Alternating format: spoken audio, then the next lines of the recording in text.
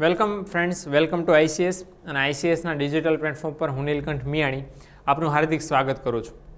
મિત્રો, આપણે ગયા વિડીયોની અંદર જોયેલું કે ભારત દેશની અંદર 1947માં આપણને આઝાદી મળી અને 1950થી આયોજન પંચ દ્વારા પંચવર્ષીય યોજનાઓનો અમલ કરવાની શરૂઆત થઈ. હવે એ સંજોગોની અંદર એવું વાતાવરણ હતું કે ભારત દેશની તત્કાલીન સરકારે એવું નક્કી કરેલું કે ભારત દેશની અંદર વિકાસ જો કરવો છે ઝડપથી, કારણ કે અંગ્રેજો છે આપણા દેશની કોઈ પછાત અર્થવ્યવસ્થા તરીકે છોડીને ગયેલા શોષણ દ્વારા. તો એના કારણે સરકારને ત્યારે એવું લાગ્યું કે જાહેર ક્ષેત્રનો વધારેમાં વધારે આપણે વિકાસ કરીશું તો દેશનો વિકાસ ઝડપથી થઈ શકશે.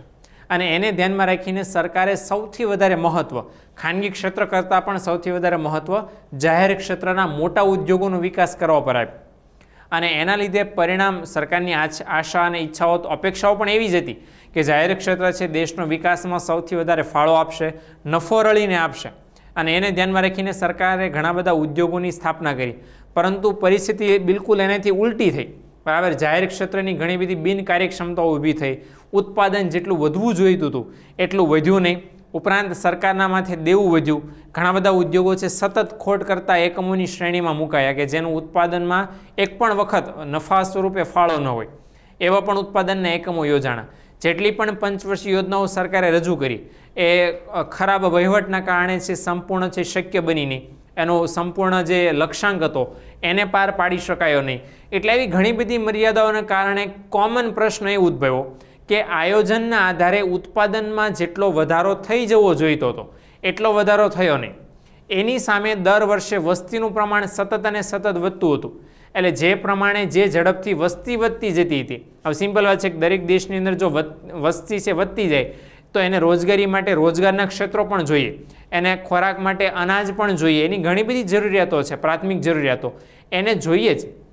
એટલે આ બાબતને ધ્યાનમાં રાખીને સરકારનું જેટલું ઉત્પાદન વસ્તુ કે સેવાઓનું વધવું જોઈતું હતું એ દરેક વર્ષ દરમિયાન વધ્યું નહીં. એક સમયે ભારતની વાત કરીએ તો 70% લોકો કૃષિ ક્ષેત્રમાં આઝાદી સમયે રોકાયેલા હતા. એ સમય જતાં ઘટીને અત્યારે 49% થયા છે. પણ વિચિત્રતા એ હતી કે 70% લોકો જે કૃષિ ક્ષેત્રમાં રોકાયેલા હતા એ ક્ષેત્રનું પણ ઉત્પાદન એટલું નહોતું. બરાબર, અનાજ છે એની આપણે આયાત કરવી પડતી હતી. એટલે ભારતનો પ્રોબ્લેમ એ હતો કે વિદેશ વેપારની અંદર ભારત સક્રિય તો હતું, પરંતુ ભારતની આયાતો છે એ બહુ વધારે પ્રમાણમાં હતી, એની સરખામણીમાં નિકાસો છે એ બહુ ઓછી હતી.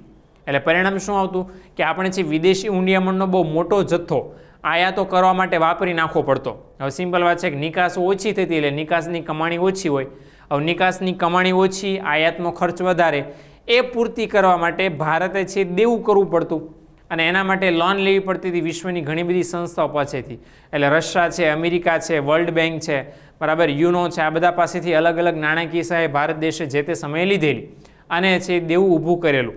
અને દેવું ઊભું થવાનું કારણ પણ એ હતું કે આ છે બધા જાહેર ઉદ્યોગોની ખોટ હતી. દર વર્ષે સતત અને સતત આયાતોનું પ્રમાણ વધારે હતું. બીજું કે ભારત દેશના ઉદ્યોગો એટલી બધી સારી કક્ષામાં નહોતા, સેવા ક્ષેત્ર એટલું અવિકસિત હતું કે એના કારણે ઉત્પાદન છે બહુ નીચું રહેતું હતું. એટલે એ બધા સંયુક્ત પરિબળોના કારણે પરિણામ એવું કે દર વર્ષે સતત અને સતત વસ્તુ અને સેવાઓની અછત સર્જાણી. એના કારણે ફુગાવાનો દર ખૂબ જ વધી ગયો, અસામાન્ય ફુગાવો થયો. સાથે સરકારની માથે દેવું છે દર વર્ષે સતત વધતું જતું. એક સમય એવો હતો કે 1990ની અંદર 1990ની અંદર ભારત સરકારની જે રાજકોષીય ખાધ હતી એ રાજકોષીય ખાધ લગભગ 6%થી 8% જેટલી થઈ ગઈ. ફુગાવાનો દર છે 13% જેટલો થઈ ગયો. એટલે એ દ્રષ્ટિએ આપણે વાત કરીએ કે ખૂબ ખરાબ પરિસ્થિતિ 1990ની અંદર આવીને ઊભી રહી. બીજી વસ્તુ એ થઈ કે એ સમયે વિદેશી હુંડિયામણ છે, અમેરિકન ડોલર કે પાઉન્ડ કે એ બધું, એ વિદેશી હુંડિયામણ માત્ર ને માત્ર એક જ સપ્તાહ, એક જ અઠવાડિયું ચાલે એટલું માત્ર ને માત્ર ભારત પાસે બચ્યું હતું. એટલે એમ કહી શકાય કે વિદેશમાંથી આયાત કરવી છે તો એ આયાત કેટલો સમય સુધી કરી શકાય? માત્ર એક અઠવાડિયા સુધી. આટલી બધી ખરાબ હાલતમાં આપણો દેશ આવી ગયેલો. હવે એ ખાધ હતી, વિદેશી હુંડિયામણની અછત હતી, એને પૂરી કરવા માટે આપણે વિશ્વના જે અન્ય દેશો હતા એની પાસે મદદ માગી. ફોર એક્ઝામ્પલ રશિયા પાસે. તો પ્રોબ્લેમ એ હતો કે રશિયાનું છે 1980ની અંદર વિઘટન થયેલું, બરાબર, એના કારણે છે રશિયા મદદ કરી શકે એમ હતો નહીં, એની પરિસ્થિતિ એટલી બધી સારી નહોતી. ઉપરાંત છે એ અખાતના દેશો છે એ ખાડી યુદ્ધ એની અંદર શરૂ થયેલા. એટલે એની બધા અખાતના જે દેશો છે એ બધા દેશોમાં જેટલા ભારતીયો વસતા હતા એ બધા છે ભારતીયો ભારતમાં આવીને પાછા ફર્યા, કારણ કે એમાં યુદ્ધો શરૂ થયા એટલે રહેવા એવું રહ્યું નહીં. આ બધા સંયુક્ત પરિબળો એવા ભેગા થયા કે પછી ભારતના જે તત્કાલીન નાણામંત્રી હતા, બરાબર, મનમોહનસિંહે છે એમણે IMF એમની પાસે મદદ માંગી, બરાબર, લોન મેળવવા માટે. અને કઈ રીતે છે આપણા દેશની અંદર આર્થિક સુધારા એમણે થયા, બરાબર, એ ખાસ આપણે નેક્સ્ટ હમણાં સ્લાઇડની અંદર જોવાના છીએ. પણ પૂર્વ ભૂમિકા એ આર્થિક સુધારાની એ છે કે આ બધા પરિબળો ઉદ્ભવ્યા એના કારણે પરિણામે એવું કે 1990ની અંદર ભારત સરકારની હાલત અતિશય ખરાબ થઈ જવા પામી હતી, બરાબર. એટલે એને ધ્યાનમાં રાખીને ભારત દેશના અર્થતંત્રની પરિસ્થિતિ સુધારવા માટે ખાસ આ બધા પગલાં લેવા પડ્યા. શરૂઆત કરીએ તો કે રાજકોષીય ખાધ છે 1990ની અંદર જીડીપીના કેટલી થઈ ગઈ હતી? 8%. એટલે સરકારનું જે દેવું છે અતિશય વધી ગયું હતું. ઉપરાંત ફુગાવાનો દર 13%થી વધારે હતો. એટલે વસ્તુ કે સેવાઓ સામાન્ય લોકો માટે ખરીદવી અતિશય મોંઘી હતી. ઉપરાંત વાત કરીએ તો એ સમયના જે તત્કાલીન નાણામંત્રી હતા ડૉક્ટર મનમોહનસિંહ, જે ભવિષ્યમાં પછી વડાપ્રધાન પણ ભારત દેશના બન્યા, એમણે આંતરરાષ્ટ્રીય મુદ્રાકોષ એટલે કે IMF ઇન્ટરનેશનલ મોનેટરી ફંડ એની સાથે વાતચીત કરી અને ભારતે SAP અથવા તો SAP પણ કહી શકાય કે સ્ટ્રક્ચર એડજસ્ટમેન્ટ પ્રોગ્રામ અપનાવ્યો, બરાબર. હવે તો IMFની શરતનો એક ભાગ હતો. IMF છે ભારતને સહાય કરવાની, લોન આપવાની તૈયારી દર્શાવી, પણ એક શરત સાથે કે ભારત દેશે પોતાના અર્થતંત્રમાં માળખાકીય સુધારાઓ કરવા પડશે તો જ આ સહાય મળશે. એને ધ્યાનમાં રાખીને ભારતે આ કાર્યક્રમ અપનાવ્યો, સ્ટ્રક્ચર એડજસ્ટમેન્ટ પ્રોગ્રામ, કે જેની અંદર માળખાકીય પરિવર્તનો કાયદાઓમાં, નીતિમાં, નિયમોમાં કરવાના હતા, બરાબર. અને આ શરતને ધ્યાનમાં રાખીને ભારતને IMFએ લગભગ $100 બિલિયન લોન આપી, બરાબર. અને જેના બદલામાં ભારતે શું કર્યું હતું કે આર્થિક નીતિમાં પરિવર્તન કર્યું. આર્થિક નીતિમાં પરિવર્તન કર્યું એ મુખ્ય 3 ભાગે કર્યું, જે બહુ પ્રખ્યાત છે. નામ LPG શોર્ટમાં ઓળખાય છે. L એટલે શું? તો કે લિબરલાઇઝેશન એટલે કે ઉદારીકરણ, P એટલે કે પ્રાઇવેટાઇઝેશન એટલે કે ખાનગીકરણ, અને G એટલે કે ગ્લોબલાઇઝેશન એટલે કે વૈશ્વિકીકરણ. આમ 3 સુધારા ભારતે છે એ આર્થિક નીતિઓના પરિવર્તનના ભાગરૂપે કર્યા. કયા વર્ષમાં કર્યા? તો કે લગભગ 26 જુલાઈ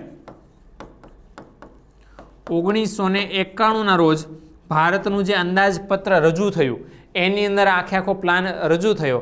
અને ત્યારે છે ભારત સરકારે ઉદારીકરણ, ખાનગીકરણ અને વૈશ્વિકીકરણ એના સુધારા ખાસ અપનાવ્યા. ખાસ એ બાબત અહીંયા ધ્યાનમાં રાખવાની છે કે જ્યારે 1991ની અંદર ભારતે આર્થિક સુધારા અપનાવ્યા ત્યારે એની પાછળ 4 મુખ્ય વ્યક્તિઓ જવાબદાર હતા એમ કહી શકાય. એ સમયના તત્કાલીન વડાપ્રધાન PV નરસિંહ રાવ, જેમણે છે આખો જે દીર્ઘદ્રષ્ટા હતા, બરાબર, એમના વિઝનના આધારે આખું આ માળખું નક્કી કરવાનું તય થયું, બરાબર. ત્યાર પછી ત્યારના તત્કાલીન નાણામંત્રી હતા ડૉક્ટર મનમોહનસિંહ, એમની સાથે હતા વાણિજ્ય મંત્રી P ચિદમ્બરમ, અને ચોથા હતા વાણિજ્ય સચિવ મોન્ટેગસિંહ આહલુવાલિયા. આ 4 મુખ્ય વ્યક્તિઓએ 1991ના આર્થિક સુધારાનો મુસદ્દો છે ઘડ્યો, અને એ મુસદ્દાને ડૉક્ટર મનમોહનસિંહે નાણામંત્રી તરીકે સંસદની અંદર રજૂ કર્યો. અને ખાસ કરીને જેટલા પણ નિયંત્રણો ખાનગી ક્ષેત્રો પર સરકારે મૂકેલા એના કારણે પરિણામ એ આવેલું કે ખાનગી ક્ષેત્રનો બહુ ઓછો વિકાસ રહી જવા પામેલો, ઉદ્યોગોની સંખ્યા બહુ લિમિટેડ હતી. એ બધાને સુધારવા માટે ફરીવાર સરકારે આ પરિવર્તન લાવવા માટે સુધારા કર્યા. હવે એક પછી એક આપણે જોતા જઈએ કે ઉદારીકરણ, ખાનગીકરણ અને વૈશ્વિકીકરણ એ અંતર્ગત સરકારે કયા કયા સુધારા કર્યા. હવે એ સુધારા કરવા માટે 1991માં સરકારે ઘણા બધા હેતુઓ નક્કી કરેલા કે આપણે આપણા દેશમાં આર્થિક સુધારા કરવા છે તો કયા કયા હેતુને ધ્યાનમાં રાખીને આર્થિક સુધારા કરશું. તો એના માટે સૌ પ્રથમ ભારતનો હેતુ હતો કે ભારતની જેટલી પણ વિપુલ કુદરતી સંપત્તિ છે અને માનવ સંપત્તિ છે એનો આર્થિક વિકાસમાં ઉપયોગ થાય એ માટે ખાનગી અને વિદેશી મૂડીરોકાણને વધારે પ્રોત્સાહન આપવાનું. તો એના માટે પણ આ આર્થિક સુધારા હતા. નહીંતર એવું હતું કે ભારત માટે એવો વિધાન વાપરવામાં આવતું કે ભારત દેશ છે એ ધનિક દેશમાં ગરીબો વસે છે, એવું એક વિધાન ભારત માટે વાપરવામાં આવતું હતું. હવે ધનિક દેશ એટલા માટે કારણ કે ભારત પાસે વિપુલ પ્રમાણમાં કુદરતી સાધન સંપત્તિ છે, માનવ શ્રમ પણ એટલો બધો છે, પરંતુ ટેકનોલોજીની અછતના લીધે, ટેકનોલોજીના અભાવને લીધે અને મૂડીની અછતના લીધે આ બધાનો સંપૂર્ણ ઉપયોગ આપણે કરી શકતા નહોતા. એટલે 1991ના આર્થિક સુધારાનો પહેલો જ હેતુ આ હતો કે દેશની જેટલી પણ વણ વપરાયેલી અથવા તો ઓછી વપરાયેલી માનવ સંપત્તિ છે અથવા તો જે અત્યારે વર્તમાન સમયમાં કુદરતી સંપત્તિ સંસાધનો વપરાય છે એનો મેક્સિમમ યુઝ થાય અને એનો લાભ દેશને મળે. બીજું ઉપરાંત કે ખાસ ખાનગી મૂડીરોકાણ અને વિદેશી મૂડીરોકાણ એને વધારેમાં વધારે પ્રોત્સાહન આપવાનો હેતુ પણ સરકારનો આની અંદર હતો. ઉપરાંત દેશના જેટલા પણ સંસાધનો છે એની આડેધડ ફાળવણી ન થાય અને કાર્યક્ષમ ફાળવણી થાય. જે ક્ષેત્રને જેટલી જરૂર હોય, જે ઉદ્યોગોને જેટલી જરૂર હોય એટલી ફાળવણી થાય અને ત્યાં એનો મેક્સિમમ યુઝ થાય, મહત્તમ ઉપયોગ થાય, એવો પણ સરકારનો હેતુ હતો. જો ઉત્પાદનના જે 3 ક્ષેત્રો છે, ખેતી, ઉદ્યોગ અને સેવા, એ ત્રણેય ક્ષેત્રોને ઉત્પાદનના સાધનોની કે પછી નાણાંની જેટલી પણ જરૂર હોય, કાચા માલની, તૈયાર માલની કે અર્ધ તૈયાર માલની, એને મળી રહે અને એનો મહત્તમ ઉપયોગ થાય, એ ખાસ આર્થિક સુધારાનો હેતુ હતો. ઉપરાંત વૈશ્વિક કક્ષાએ વિશ્વ વ્યાપારની અંદર ભારત દેશ છે ખૂબ જ પછાત હતો. આયાતોનું પ્રમાણ વધારે, નિકાસોનું પ્રમાણ ઓછું. સાથે સાથે વિશ્વ વ્યાપારમાં જે ભારત દેશનો હિસ્સો છે બહુ ઓછો હતો. એટલે એને વધારવા માટે સરકારે એવું નક્કી કર્યું કે આયાત છે વધારે આપણા દેશની છે અને એના લીધે છે આયાતો બહુ વધારે કરવી પડે છે તો ખર્ચાઓ બહુ વધે છે. તો એ ચૂકવી શકાય સરળતાથી. એના માટે શું ઉપાય છે? તો કે નિકાસ વધારી દો. તો નિકાસ વધી શકે એના માટે દેશની આવકમાં વધારો કરવાનો પણ સરકારનો હેતુ હતો કે નિકાસ વધારવા માટે શું કરવાનું? કે દેશની અંદર ખાનગી ઉદ્યોગકારોને, વિદેશી મૂડીરોકાણકારોને ઉત્પાદન વધારવા માટે પ્રોત્સાહન આપવાનું, ઉત્પાદન વધારીને વિદેશોમાં નિકાસ કરવા માટે પ્રોત્સાહન આપવાનું. તો જો નિકાસ કરશો તો એના બદલામાં આપણને કમાણી તરીકે વિદેશી હુંડિયામણ મળશે, જેનો ઉપયોગ આપણે આયાત કરવામાં કરી શકશું. આ હેતુ માટે પણ સરકારે આર્થિક સુધારા કરેલા. ઉપરાંત સરકારનો હેતુ એ હતો કે રાજ્યના ખર્ચમાં ઘટાડો કરવાનો. રાજ્ય એટલે શું? કે સરકાર છે એ દર વર્ષ માટે 1991 પહેલાં સબસિડીને એવા ઘણા બધા લાભો છે એ દેશના ઘણા બધા ક્ષેત્રોને આપતી અને એના કારણે સરકારી ખર્ચ, જે જાહેર ખર્ચ છે, અતિશય વધારે હતું. ઉપરાંત જાહેર ક્ષેત્રના એકમો વધારે પડતી ખોટ કરતા હતા.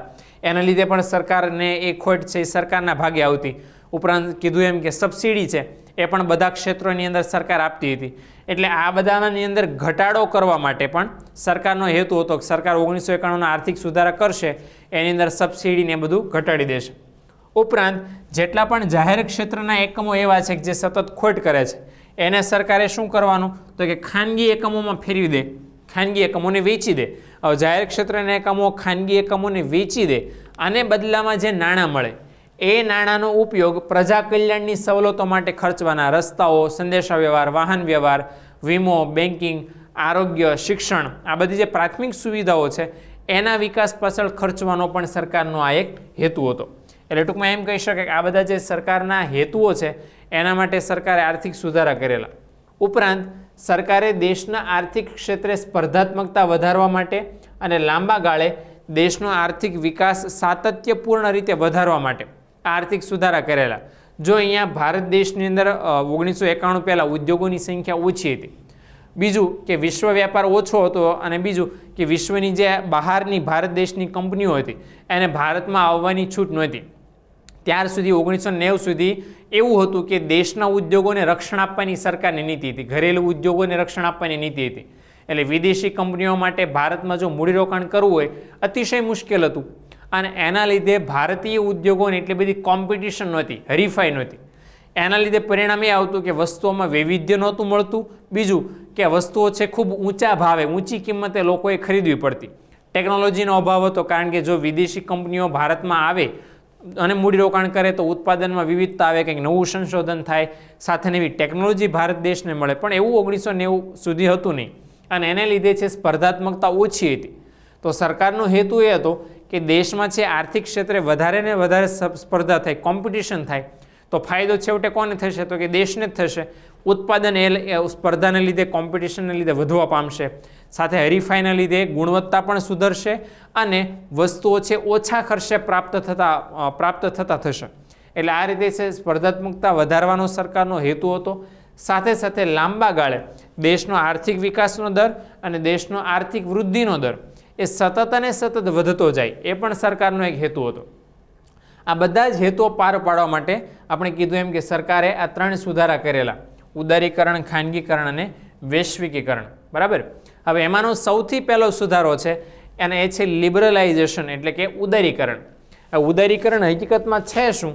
તો સરકાર શું કરે છે કે સરકાર જેટલા પણ જે કડક નિયંત્રણોને અંકુશો દેશના અર્થતંત્ર ઉપર કે અલગ અલગ ક્ષેત્રો પર મૂકેલા હોય એને ક્રમશઃ અથવા તો એક સાથે દૂર કરી દે છે, હળવા કરી દે છે.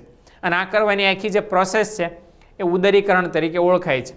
હવે આ શબ્દ ક્યાંથી આવ્યો? તો કે ઉદારીકરણ શબ્દની જે ઉત્પત્તિ છે એ રાજનૈતિક વિચારધારા ઉદારવાદથી થઈ છે. બરાબર. હવે આ સામંતવાદ છે એનું વિઘટન, સામ્યવાદ કે સમાજવાદ છે એનું વિઘટન થયું અને મૂડીવાદ સમાજ છે એની વૃદ્ધિ થઈ. એ બધાને લીધે ઉદારીકરણનો આખો ખ્યાલ ઉદ્ભવ્યો. ખાસ કરીને આ જે મૂડીવાદી સમાજ વ્યવસ્થા હતી એની અંદર વેપાર કરવા માટે મુક્ત વાતાવરણ હોય છે. દેશની સરકાર બહુ ઓછી દખલ દે છે દેશના અર્થતંત્રની અંદર. તો એ પ્રકારની વૃદ્ધિના લીધે ઉદારીકરણનો આખો ખ્યાલ ઉદ્ભવ્યો, જેની અંદર સરકાર છે ખાનગી મૂડીરોકાણકારોને કામ કરવાની છૂટ આપશે, જે નિયંત્રક કાયદાઓ છે એની અંદર હળવેળવે ઘટાડો કરશે. આ બધા જે પગલાઓ છે ઉદારીકરણની અંદર લેવામાં આવે છે. હવે ખાસ કરીને ભારતની અંદર આંતરરાષ્ટ્રીય સંદર્ભમાં જે ઉદારીકરણ થયું એ બે રીતે થયું. એક તો વ્યાપારિક અને બીજું નાણાકીય ઉદારીકરણ થયું. હવે જે વ્યાપારિક ઉદારીકરણ છે એવું ઉદારીકરણ છે જેની અંદર સરકાર શું કરે, જે ખાનગી ક્ષેત્રના ઉદ્યોગો છે એને સરકાર છૂટછાટ આપે કામ કરવાની, કરવેરાની અંદર ઘટાડો કરે, કાયદા કાનૂનની અંદર ફેરફાર કરે. બીજું છે નાણાકીય ઉદારીકરણ, જેની અંતર્ગત સરકાર છે કરવેરામાં ઘટાડો કરી દે, ઉપરાંત બીજા નાણાકીય લાભો છે એ લાભો છે સરકાર પૂરા પાડે. આ બંને રીતે ઉદારીકરણ છે સરકારે 1991ની અંદર કરેલું. હવે ભારતની અંદર કઈ રીતે પ્રક્રિયા થયેલી, કયા કયા કાયદાઓમાં ચેન્જીસ આવેલા ત્યારે? તો 1969ની અંદર સરકારે કાયદો બનાવેલો ઇજારાશાહી અને નિયંત્રક વ્યાપાર કાયદો અથવા તો ઇજારાશાહી પ્રતિબંધક વાળો કાયદો, જે અંતર્ગત સરકારે ખાનગી ઉદ્યોગકારો જે રોકાણકારો છે એના ઉપર ઘણા બધા નિયમો, કડક અંકુશો નાખેલા. એટલે એને MRTP પણ કહેવાય છે. હવે MRTPનું ફૂલ ફોર્મ છે મોનોપોલીસ એન્ડ રિસ્ટ્રક્ટિવ ટ્રેડ પ્રેક્ટિસીસ એક્ટ. બરાબર. હવે આ જે 1969નો કાયદો હતો, કડક કાયદો, એને દૂર કરીને દેશની અંદર સ્પર્ધાત્મક વાતાવરણ ઊભું થાય એના માટે કોમ્પિટિશન એક્ટ એટલે કે સ્પર્ધા કાયદો 2002ના વર્ષની અંદર લાગુ પાડવામાં આવ્યો. બરાબર. અને એટલા માટે આ કાયદો સરકારે ફેરવ્યો. ઉપરાંત એ સિવાય ફેરા નામનો કાયદો પ્રચલિત હતો ભારતની અંદર, જે 1973ની અંદર સરકારે લાગુ કરેલો. શું કાયદો હતો? તો કે ફોરેન એક્સચેન્જ રેગ્યુલેશન એક્ટ. આ કાયદો હતો ફેરા. એટલે શું કે વિદેશી હુંડિયામણ નિયંત્રણ ધારો હતો. વિદેશી હુંડિયામણ કયું છે? તો કે ભારતનું જે ચલણ છે એ ભારતીય ચલણ કહેવાય. એ ભારતીય ચલણ સિવાયના વિશ્વના જેટલા પણ દેશોનું ચલણ છે એ આપણા માટે શું કહેવાય? વિદેશી હુંડિયામણ કહેવાય.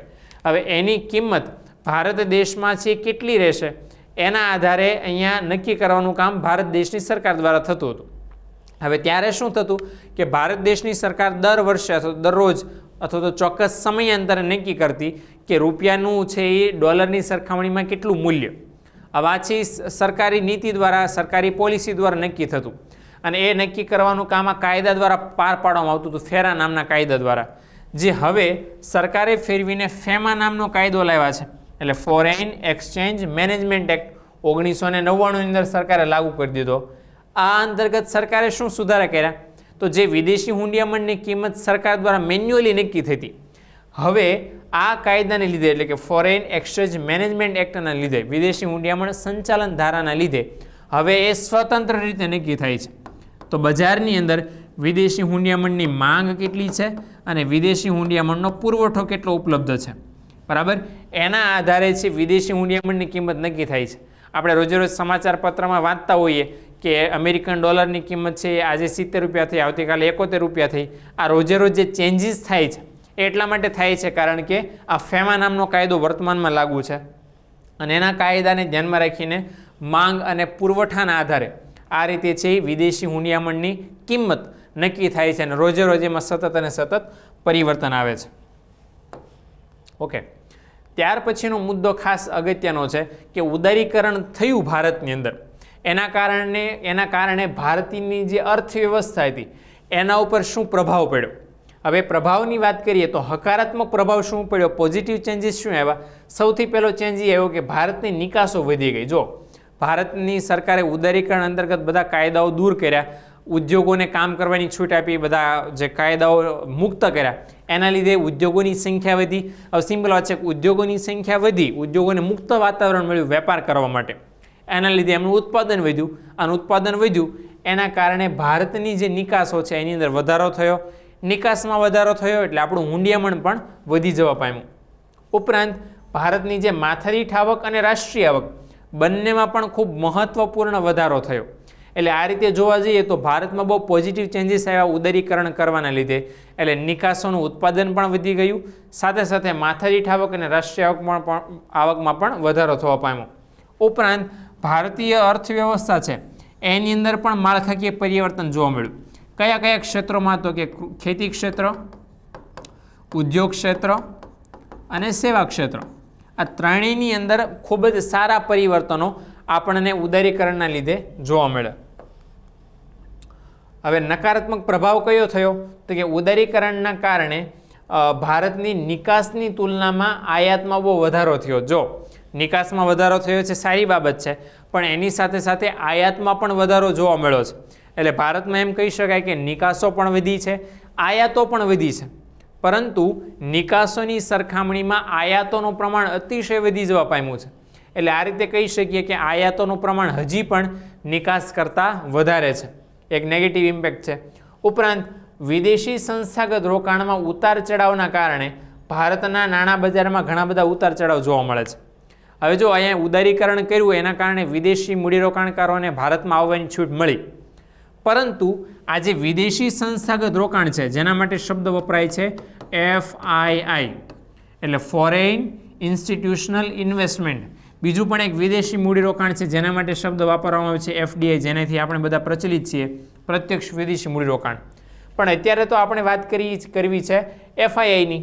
તો આ જે FII છે વિદેશી સંસ્થાગત મૂડીરોકાણ, એ લોકો શું કરે છે કે ભારતનું જે શેર બજાર, નાણાં બજાર, મૂડી બજાર છે એની અંદર રોકાણ કરે છે કોઈ પણ કંપનીના શેર કે ડિબેન્ચર ખરીદીને. હવે પ્રોબ્લેમ એ થાય કે કોઈ મંદીનું વાતાવરણ ઊભું થાય કે કોઈ વિષમ પરિસ્થિતિ ઊભી થાય તો તરત પોતાના નાણાં પાછા ખેંચી લે છે. સારી પરિસ્થિતિ આવે તો મૂડીરોકાણ કરે છે. એટલે જેમ જેમ સમયનું પરિવર્તન આવે એમ એ લોકો છે સતત અને સતત મૂડીરોકાણમાં ફેરફાર કરતા રહે છે. પ્રોબ્લેમ એ આવે કે એ ફેરફારની અસર સીધી જ ભારતની અર્થવ્યવસ્થામાં, ભારતના નાણાં બજારમાં થાય છે. સપોઝ મંદીનું વાતાવરણ હોય તો એવી કોઈ પરિસ્થિતિ હોય, વિષમ પરિસ્થિતિ, તો એની અંદર આ રોકાણકારો છે પોતાનું નાણું પાછું ખેંચી લે, તો પરિણામ શું આવે કે ભારત દેશની અંદર તત્કાલ સમય માટે નાણાં બજારમાં મૂડીની અછત સર્જાય, મૂડી રોકાણની અછત સર્જાય. બરાબર? એટલે ઉદારીકરણના કારણે આ સમસ્યા પણ ઉદ્ભવી છે કે જે વિદેશી મૂડીરોકાણ ભારતમાં આવ્યું છે એ વિદેશી મૂડીરોકાણ છે, આ સંસ્થાગત મૂડીરોકાણ છે, એ સ્થિર નથી. બરાબર? એના કારણે જે નાણાં બજાર આપણું એના ઉપર ડિપેન્ડન્ટ હોય એ ખૂબ જ જોખમ અનુભવે છે. ઉપરાંત ભારતની જે અર્થવ્યવસ્થા છે એ આર્થિક ઘટનાઓ પ્રત્યે સંવેદનશીલ થઈ ગઈ છે. કેમ? કઈ રીતે કહી શકાય કે સંવેદનશીલ થઈ ગઈ છે? તો કે વિદેશની અંદર ક્યારેય પણ મંદી આવે, વિદેશની અંદર કોઈ આર્થિક કે ઘટનાઓ બને, યુદ્ધ કે એવી કોઈ પરિસ્થિતિનું નિર્માણ થાય, એની તરત અસર થોડાક મહિનાઓ પછી ભારતની અંદર જોવા મળે. આપણે જોઈએ છે કે અમેરિકા જેવો દેશ હતો, ચીન છે, એની અંદર મંદી આવે તો એના પગલે પગલે અમુક ક્ષેત્રોમાં ભારતમાં પણ મંદી આવે છે. આવું થવાનું કારણ એ છે કે ઉદારીકરણના કારણે આપણે વધુને વધુ દેશો સાથે સંકળાતા થયા છીએ. એના લીધે એ જે દેશોની સાથે આપણે જોડાયેલા હોઈએ, જે દેશોનું મૂડીરોકાણ આપણા દેશમાં થયેલું હોય, એ દેશમાં જેવા પ્રકારનું પરિવર્તન આવે એની આડઅસર આપણા દેશ પર પણ જોવા મળે છે. ઉપરાંત સૌથી વધારે ખરાબ અસર થઈ હોય ઉદારીકરણના કારણે તો એ લઘુ ઉદ્યોગો છે. બરાબર? જે નાના ઉદ્યોગો છે, નાના પાયાના ઉદ્યોગો, એના ઉપર પણ બહુ ખરાબ અસર થઈ. એનું સીધું કારણ એ છે કે જે મોટા ઉદ્યોગો છે એના વિકાસ પાછળ સરકારે વધારે ધ્યાન આપ્યું, એના પાછળ સરકારે વધારે કાયદાઓ છે એ મુક્ત કર્યા. બીજું કે ઉદારીકરણ થયું એના કારણે વિદેશી મૂડીરોકાણ વધ્યું, એના કારણે હરીફાઈ પણ વધી ગઈ, અને આ હરીફાઈની અંદર આ જે લઘુ ઉદ્યોગો છે એ ટકી શક્યા નહીં. એટલે વધારે અસર છે આ લઘુ ઉદ્યોગો પર પણ પડવા પામી છે. એટલે આ રીતે કહી શકીએ કે ઉદારીકરણના કારણે પણ ઘણી બધી નેગેટિવ અસરો જોવા મળી છે. સાથે સાથે પ્રાદેશિક વિષમતા છે એ પહેલાં કરતાં વધવા પામી છે ઘટવાને કારણે. પ્રાદેશિક વિષમતા એટલે શું? કે અમુક રાજ્યોનો વિકાસ વધ્યો છે, અમુક રાજ્યોનો વિકાસ નથી વધ્યો. બરાબર? એટલે ભારત દેશની વાત કરીએ તો ગુજરાત, હરિયાણા, રાજસ્થાન, ઉત્તર પ્રદેશ, મધ્યપ્રદેશ, આ બધા જે વિકસિત રાજ્યો કહી શકાય. બરાબર? એની સાથે સાથે મિઝોરમ ને આ બધા જે પૂર્વ ભારતના અમુક રાજ્યો છે, મણિપુર ને બધા, તો અલ્પ વિકસિત રાજ્યો છે. ઘણા બધા જે વિકાસશીલ રાજ્યો છે. તો પ્રોબ્લેમ એ થયો છે ઉદારીકરણના કારણે કે જે રાજ્યો પહેલેથી વિકસિત હતા એને સૌથી વધારે લાભ મળ્યો છે, કારણ કે જે પેલું વિદેશી મૂડીરોકાણ થયું એ વિકસિત રાજ્યોમાં જ થયું, એટલે એનો લાભ વિકસિત રાજ્યોને મળ્યો. એના લીધે જે પેલા અલ્પ વિકસિત કે વિકાસશીલ ઓછા વિકસિત રાજ્યો હતા એને આ વિદેશી મૂડીરોકાણનો લાભ ન મળ્યો, ઓછો મળવા પામ્યો. એટલે એના પરિણામ સ્વરૂપ શું ઉદ્ભવ્યું કે પ્રાદેશિક વિષમતા હતી ને એના કરતાં વધી ગઈ. વિકસિત રાજ્યો ઓર વિકસિત બની ગયા અને અલ્પ વિકસિત કે વિકાસશીલ રાજ્યોની પરિસ્થિતિમાં કંઈ સુધારો થવા પામ્યો નહીં. ઓકે, પ્રાદેશિક વિષમતા તો વધી, એની સાથે સાથે દેશમાં લોકોની આવકની અસમાનતા પણ વધી છે.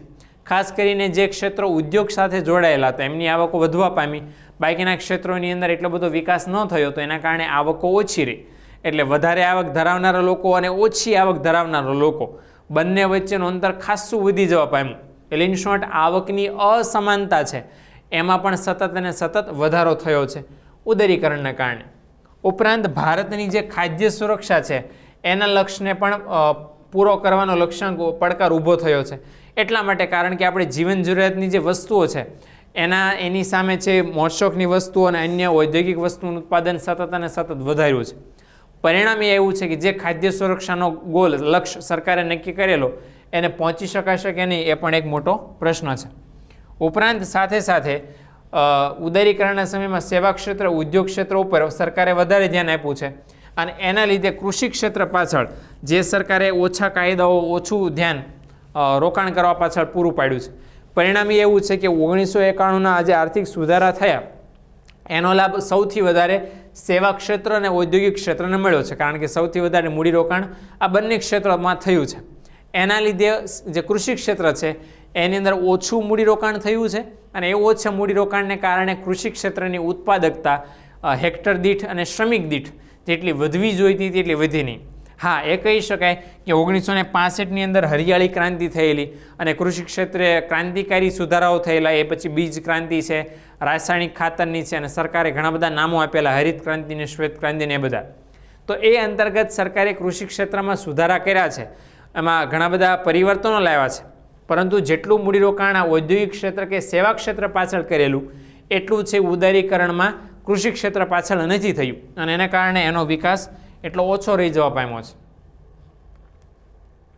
ઓકે, ચલો બીજો સુધારો છે અને એ સુધારો છે ખાનગીકરણ, એટલે કે પ્રાઇવેટાઇઝેશન. હવે સૌ પ્રથમ શોર્ટમાં સમજી લઈએ કે ખાનગીકરણ અથવા તો પ્રાઇવેટાઇઝેશન શું છે. તો કે સરકાર છે એવું નક્કી કરે કે જાહેર ક્ષેત્રના અમુક એકમો છે એ અમુક એકમો સંપૂર્ણપણે અથવા તો આંશિક રૂપે ખાનગી ક્ષેત્રને સોંપી દેવા અથવા તો વેચી દેવા. આ જે સમગ્ર પ્રક્રિયા થાય છે એને ખાનગીકરણ કહેવામાં આવે છે. જો એ 1980 અને 90ના દશકામાં એક અર્થ થતો ખાનગીકરણનો. શું? તો કે સાર્વજનિક ઉપક્રમો એટલે સરકારી એકમો અથવા તો જાહેર એકમો, એમાંથી સરકાર શું કરે તો કે પોતાનો હિસ્સો ઘટાડી દે. હવે શેનો હિસ્સો ઘટાડી દે? સંચાલનનો અથવા તો મૂડીનો. સરકારે એની અંદર સરકાર એ ઉદ્યોગનું સંચાલન કરતી હોય અથવા તો સરકારે પોતાની મૂડી એ ઉદ્યોગની અંદર રોકી હોય, તો સરકાર શું કરે? સંચાલન અથવા તો મૂડી અથવા તો બે ઘટાડી દે અને એ હિસ્સો કોને આપે? એ હિસ્સો સમાપ્ત કરી દે. અને કોને આપે? તો કે ખાનગી ક્ષેત્રને આપે. આ જે પ્રક્રિયા હતી એના માટે શબ્દ વાપરવામાં આવતો હતો ખાનગીકરણ. એટલે સપોઝ 100% મૂડી સરકાર છે કોઈ ઉદ્યોગમાં રોકેલી હોય તો સરકાર શું કરે? 49%, 51% અથવા તો અમુક ટકા એ કોને વેચી દે? ખાનગી ક્ષેત્રને આપી દે અને ખાનગી ક્ષેત્રને મૂડીરોકાણ કરવાની સરકાર છૂટ આપે. તો એ ખાનગીકરણ હતું. હવે ખાનગીકરણ શબ્દનો પ્રયોગ શેના માટે કરવામાં આવ્યો હતો? તો કે જાહેર સંપત્તિઓની માલિકી ખાનગી ક્ષેત્રને હસ્તાંતરિત કરવા માટે, સોંપવા માટે કરવામાં આવ્યો હતો. બરાબર? આમ તો ઘણા બધા અર્થ થઈ શકે ખાનગીકરણના. એક અર્થ એવો પણ છે કે ઔદ્યોગિક માલિકીનું જાહેર ક્ષેત્રમાંથી ખાનગી ક્ષેત્રમાં હસ્તાંતરણ થાય. હસ્તાંતરણ એટલે સોંપી દેવામાં આવે અને કોણ સોંપવાનું કામ કરે? સરકાર સોંપવાનું કામ કરે. બરાબર? તો એને ખાનગીકરણ પણ કહી શકાય. ખાનગીકરણને વિરાષ્ટ્રીયકરણ પણ કહી શકાય. એને ડિસઇન્વેસ્ટમેન્ટ પણ કહેવાય અથવા તો મૂડી વિનિવેશ પણ કહી શકાય, કે જેની અંદર સરકાર શું કરે? પોતાની મૂડીનો હિસ્સો ઓછો કરે અને એની અંદર ખાનગી ક્ષેત્રને રોકાણ કરવાની છૂટ આપે. બરાબર? એટલે આ રીતે છે દેશની અંદર સંપૂર્ણ રીતે અથવા તો આંશિક રીતે સરકારે શું નક્કી કર્યું કે જેટલા પણ ઉદ્યોગોની માલિકી હતી, પોતાની માલિકી, એ હળવે હળવે ક્રમશઃ ખાનગી ક્ષેત્રના ઉદ્યોગોને, મૂડીરોકાણકારોને આપવાની છૂટ આપી અને આ રીતે પ્રક્રિયા સરકારે શરૂ કરી. અને આ હેતુ માટે ભારત સરકારે ખાનગીકરણની પ્રક્રિયા સરળતાથી પોસિબલ બને એના માટે નાણાં મંત્રાલયે દીપમ નામની આખી વિભાગની રચના કરી છે, જેનું ફૂલ ફોર્મ શું થાય તો કે department of investment and public asset management. આ કરીને એક વિભાગની રચના કરી છે, જેનું કામ શું છે કે એવા જાહેર ક્ષેત્રના એકમો કે જેને ખાનગી ક્ષેત્રમાં સોંપી શકાય એમ છે, ફેરવી શકાય એમ છે, તો એ ખાનગીકરણ કરવાની પ્રક્રિયા આ હાથ ધરે છે.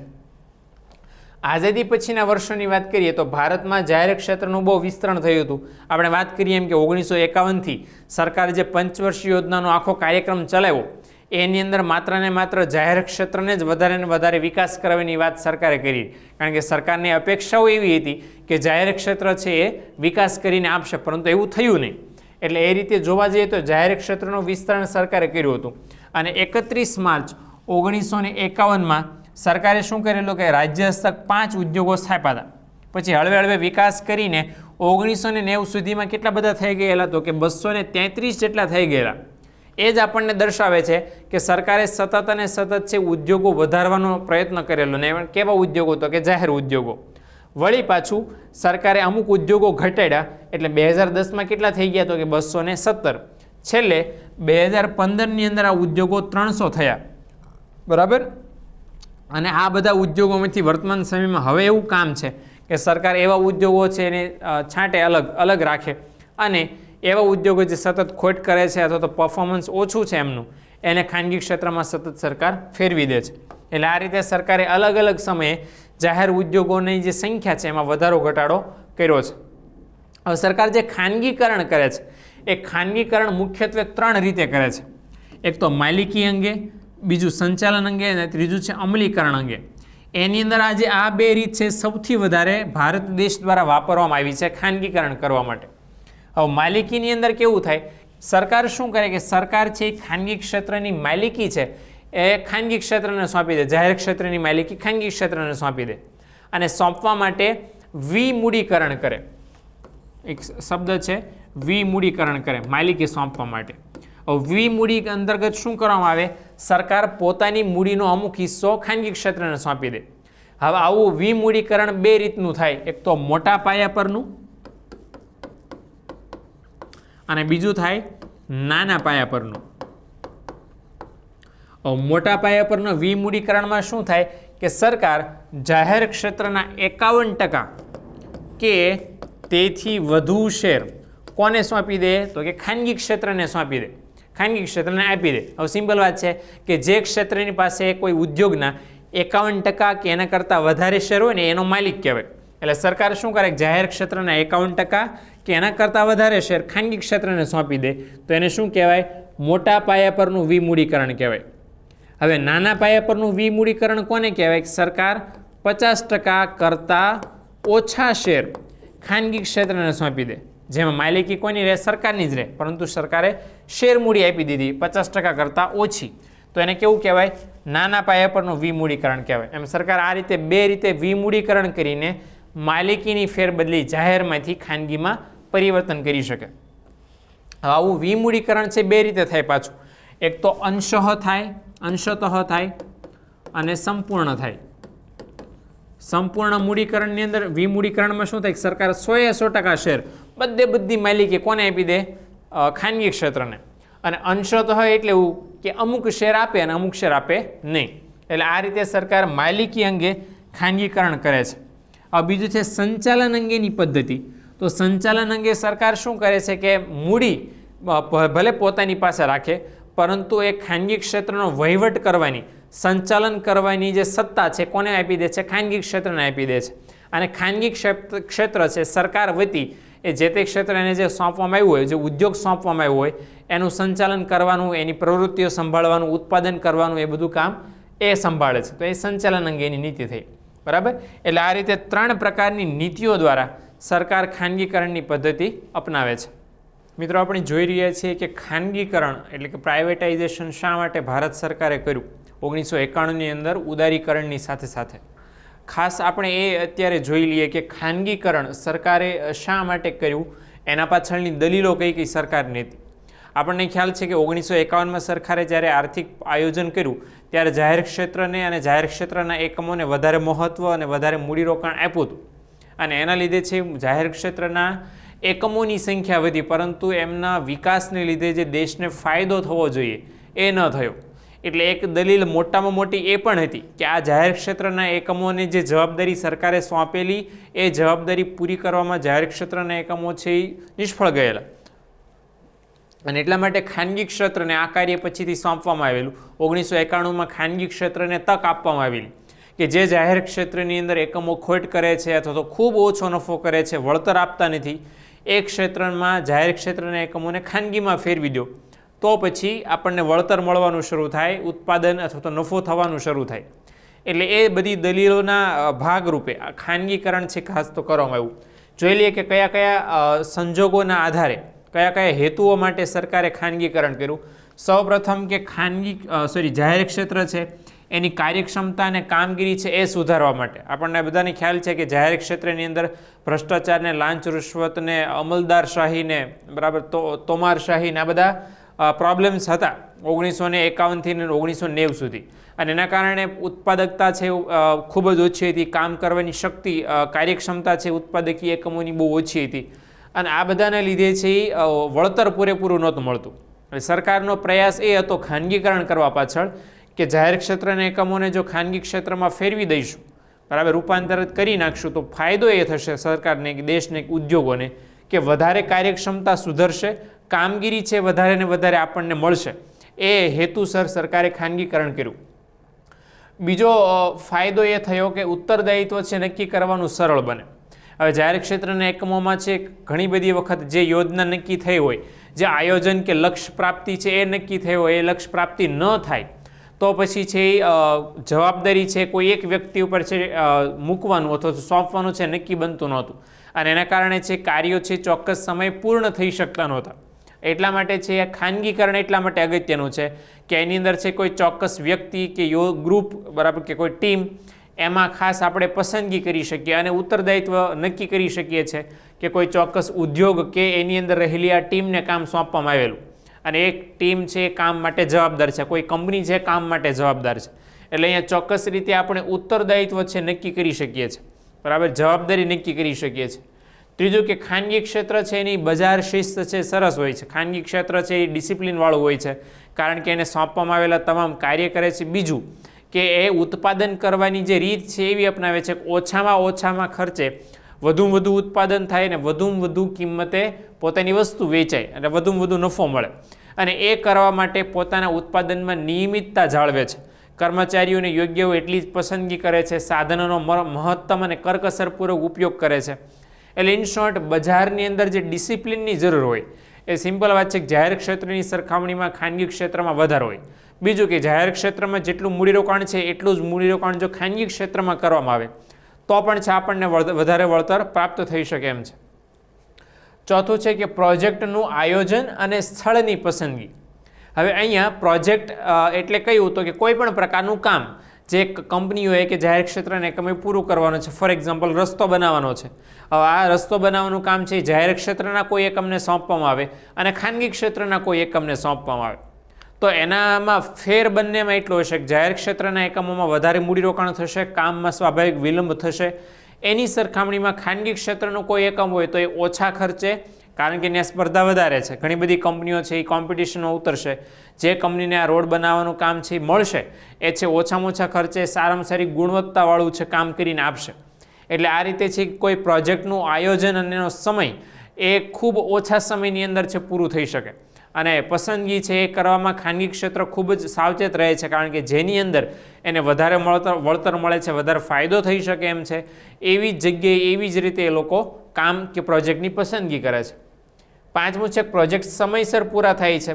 મોટાભાગની કંપનીઓ છે પ્લાનિંગ સાથે ચાલતી હોય, આયોજન સાથે ચાલતી હોય અને એ પ્રમાણે જ કામ પૂરું થાય એ ખાસ જોતી હોય છે. હવે જાહેર ક્ષેત્રના એકમોમાં ઘણી બધી વખત એવું જોવા મળ્યું છે ભૂતકાળની અંદર કે એને સોંપવામાં આવેલા પ્રોજેક્ટ કે પછી કોઈ કામ છે એ સમયસર પૂરા થયા નથી. ઇન શોર્ટ આપણી જે પંચવર્ષીય યોજનાઓ છે એ પણ ઘણી બધી વખત સમયસર પૂરી થઈ નથી.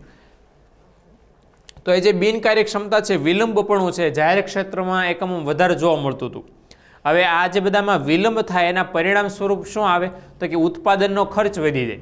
આ ઉત્પાદનનો ખર્ચ વધી જાય એના લીધે છે એ સ્વાભાવિક રીતે વસ્તુ કે સેવા મોંઘી બને, દેશના નાગરિકો સરળતાથી ખરીદી ન શકે. એટલે એને ધ્યાનમાં રાખીને ખાનગી ક્ષેત્રને જો કોઈ કામ સોંપીએ તો દરેક કામ ને દરેક પ્રોજેક્ટ છે એ સફળતાપૂર્વક, સરળતાપૂર્વક અને સમયસર પાર પાડે છે. હવે સમયસર પાર પાડે તો પરિણામ શું આવે કે ઉત્પાદન ખર્ચ એ લિમિટેડ રહે અને એના કારણે વસ્તુ કે સેવાની જે બજાર કિંમત છે એ પણ નીચે રહે. તો ફાયદો સિમ્પલ છે, છેવટે ગ્રાહકોને, લોકોને મળે. છઠ્ઠું છે કે અધિકારીઓ અને અન્ય કર્મચારીઓની ભરતી. હવે ઘણી બધી વખત જાહેર ક્ષેત્રના એકમોની અંદર અધિકારીઓની જાહેર ક્ષેત્રના એકમો ઓછા હોય કે વધારે હોય પણ અધિકારીઓની ભરતી તો એ જ પ્રમાણમાં કરવામાં આવે છે. પ્રોબ્લેમ એ થાય છે કે જેટલા કર્મચારીઓ, જેટલું શ્રમબળ છે જાહેર ક્ષેત્રના એકમોમાં એટલું એના પ્રોડક્શન છે મળતું નથી બદલામાં. હવે એની સરખામણીમાં ખાનગી ક્ષેત્ર છે એ બહુ બુદ્ધિપૂર્વક અધિકારીઓ અને અન્ય કર્મચારીઓની ભરતી કરે છે. એટલે એને જે જગ્યાએ જેટલા કર્મચારીઓની જે સમયે જરૂર છે એટલા જ કર્મચારીઓની ભરતી કરવાનું કામ કરે છે. બરાબર. ચલો, ત્યાર પછીની દલીલ એવી હતી કે ખાનગીકરણમાં ગ્રાહકની દરકાર અને અગ્રિમતા અપાય છે. હવે ગ્રાહકની દરકાર એટલે શું? આપણી ભાષામાં, માર્કેટિંગની લેંગ્વેજમાં કહીએ તો એને કસ્ટમર સેટિસ્ફેક્શન કહેવાય. હવે કસ્ટમર સેટિસ્ફેક્શન જે ખાનગી ક્ષેત્રના એકમો વધારે ધ્યાનમાં રાખે છે કારણ કે એમને નફો મેળવવાની ભાવના છે, નફા મેળવવાની ઈચ્છા સાથે તેઓ કામ કરે છે. એટલે એમની વસ્તુ માર્કેટમાં વધારે ને વધારે વેચાય એટલા માટે એ વસ્તુ ખરીદીને ગ્રાહકને મેક્સિમમ તુષ્ટિ ગુણ અથવા તો સેટિસ્ફેક્શન મળે એવા તમામ પ્રયત્નો ખાનગી ક્ષેત્રના એકમો કરે છે. એની સરખામણીમાં જે જાહેર ક્ષેત્રના એકમો છે એ સેવાના હેતુથી કામ કરે છે. એટલે એ લોકોની ગુણવત્તા અને ખાનગી ક્ષેત્રના એકમોની ગુણવત્તા એમાં ઘણો બધો ડિફરન્સ આપણને જોવા મળે છે. સિમ્પલ કે જાહેર ક્ષેત્રના એકમો છે ગ્રાહકના સંતોષની બદલે સેવાની ભાવના રાખે છે. એની સરખામણીમાં જે ખાનગી ક્ષેત્ર છે એ ગ્રાહકનો જે સંતોષ મળે છે કે વસ્તુ કે સેવા ખરીદીને બદલામાં એને એ લોકો ટોપ પ્રાયોરિટીમાં રાખે છે. એટલે આ વસ્તુ ખાસ અગત્યની છે. અને આઠમું કે જાહેર સાહસોની કામગીરીમાં સરકારની જે બિનજરૂરી દખલગીરી હોય છે, બરાબર, વારંવાર છે કાયદાઓ પસાર કરીને નીતિઓમાં પરિવર્તન લાવે છે, બરાબર, કરવેરાના દરમાં ફેરફાર કરે છે, આવું બધું કરે એ જાહેર ક્ષેત્રના એકમોમાં વધારે પડતું લાગુ પડતું હોય પણ એ બાબતો ખાનગી ક્ષેત્રમાં લાગુ પડતી નથી. ઇનશોર્ટ સરખામણીમાં એમ કહી શકાય કે જાહેર ક્ષેત્રના એકમો કરતાં ખાનગી ક્ષેત્રના એકમોમાં આ જે સરકારની દખલગીરી છે ઓછી જોવા મળે છે. હવે લાભ જોઈ લઈએ કે ખાનગીકરણ જો આપણે કરીએ તો કયા કયા લાભ આપણને થાય. હવે ખાનગીકરણ કરવાને લીધે સૌથી પહેલું કે ઉત્પાદનના સાધનો છે એના ઉપયોગની કામ કરવાની જે ક્ષમતા છે, કાર્યક્ષમતા, એની અંદર સુધારો થાય. હવે આપણને ખબર છે કે ઉત્પાદનના સાધનો લિમિટેડ છે, જમીન, મૂડી, શ્રમ અને નિયોજક. તો ખાનગી ક્ષેત્રના એકમો હંમેશા ઉત્પાદનના સાધનોનો ઓછામાં ઓછા ખર્ચે મહત્તમ ઉપયોગ કરે. શું લેવા? કારણ કે એમનો લક્ષ્ય એવો હોય કે આપણે મેક્સિમમ પ્રોફિટ મેળવવો છે. તો મેક્સિમમ પ્રોફિટ એટલે કે મહત્તમ નફો મેળવવા માટે શું કરવું પડે? તો એ ઉત્પાદનના સાધનોનો ઓછામાં ઓછા ખર્ચે ઉપયોગ કરવો પડે. ઉત્પાદનના સાધનોનો ઓછામાં ઓછા ખર્ચે ઉપયોગ કરો તો પરિણામ શું આવે? એના લીધે છે એ ઉત્પાદન ખર્ચ ઘટે. ઉત્પાદન ખર્ચ ઘટે તો વસ્તુની જે પડતર છે એ ઘટે અને એના લીધે વસ્તુ છે એ ઇફેક્ટિવ પ્રાઇસ પર વેચી શકાય. બીજું કે ખાનગીકરણ આને લીધે ઉત્પાદન અને સ્પર્ધાત્મકતામાં શું થયો છે? વધારો થયો છે. બરાબર. ખાનગીકરણ ભારત સરકારે દાખલ કર્યું 1991માં. ફાયદો એ થયો કે ખાનગી ક્ષેત્રને કામ કરવાની, મૂડીરોકાણ કરવાની, ઉત્પાદન કરવાની છૂટ મળી. પરિણામ એ એવું કે ખાનગી ક્ષેત્રના એકમોની સંખ્યા વધી અને આજે વર્તમાન સમયમાં જોઈએ તો ખાનગી ક્ષેત્રે લઘુ ઉદ્યોગો, મધ્યમ ઉદ્યોગો, મોટા પાયાના ઉદ્યોગો, અતિ મોટા ઉદ્યોગો છે એ બધા જ ક્ષેત્રોની અંદર, બધા જ પ્રકારના ઉદ્યોગોમાં ખાનગીકરણ આપણને જોવા મળ્યું છે. ખાનગી ક્ષેત્રના એકમો આપણને જોવા મળ્યા છે. હવે એના પરિણામ સ્વરૂપ શું આવ્યું કે ઉદ્યોગોની સંખ્યા એટલી બધી વધી ગઈ કે કોમ્પિટિશન થઈ, હરીફાઈ થઈ. તો હરીફાઈ થવાના કારણે પરિણામ એ આવ્યું કે ઉત્પાદનએ વધ્યું, એની સાથે સાથે વસ્તુ કે સેવાની ગુણવત્તામાં પણ સુધારો થયો. બરાબર. એટલે સ્પર્ધામાં તો વધારો થયો જ છે, સાથે સાથે પ્રોડક્શન છે, ઉત્પાદન વસ્તુ કે સેવાઓનું એ પણ વધ્યું છે અને એનો એક આપણને સાઇડ બેનિફિટ એ મળ્યો છે કે નિકાસમાં પણ વધારો થયો છે. ત્રીજું કે સરકાર પરનો નાણાકીય બોજ ઘટવા પામે છે. બીજી તરફ જાહેર સાહસોના ખાનગીકરણના લીધે શું થાય? તો કે સરકારની આવકમાં વધારો થાય. પહેલો ફાયદો એ છે કે સરકાર ઉપરનો નાણાકીય બોજ ઘટી જાય. સરકાર છે દર વર્ષે જાહેર ક્ષેત્રના એકમો પાછળ મૂડીરોકાણ કરતી હોય એવું કરવાનું નથી, કારણ કે એ સરકારે કાં તો ખાનગી ક્ષેત્રને સોંપી દીધા છે અથવા તો ખાનગી ક્ષેત્રને એમાં કામ કરવાની છૂટ આપી છે. બીજી વસ્તુ ખાસ અગત્યની છે કે ખાનગી ક્ષેત્ર છે એ નફો કમાવાની ઈચ્છાથી કામ કરે છે, એટલે એમને જે દર વર્ષે નફો થાય છે એમાંથી અમુક ટકા રકમ કરવેરા સ્વરૂપે સરકારને જમા કરાવે છે. એટલે એક બાજુ સરકારે સબસિડી કે મૂડીરોકાણ કે મેન્ટેનન્સ એના પાછળ જાહેર ક્ષેત્રમાં ખર્ચ કરવો પડતો નથી, બીજી બાજુ ખાનગી ક્ષેત્રના એકમોમાંથી કરવેરા સ્વરૂપે આવક પ્રાપ્ત થાય છે. તો ફાયદો શું થયો કે સરકારની જે નાણાકીય બોજ છે, સરકારનું દેવું છે એ હળવે હળવે ઘટવા પામે છે.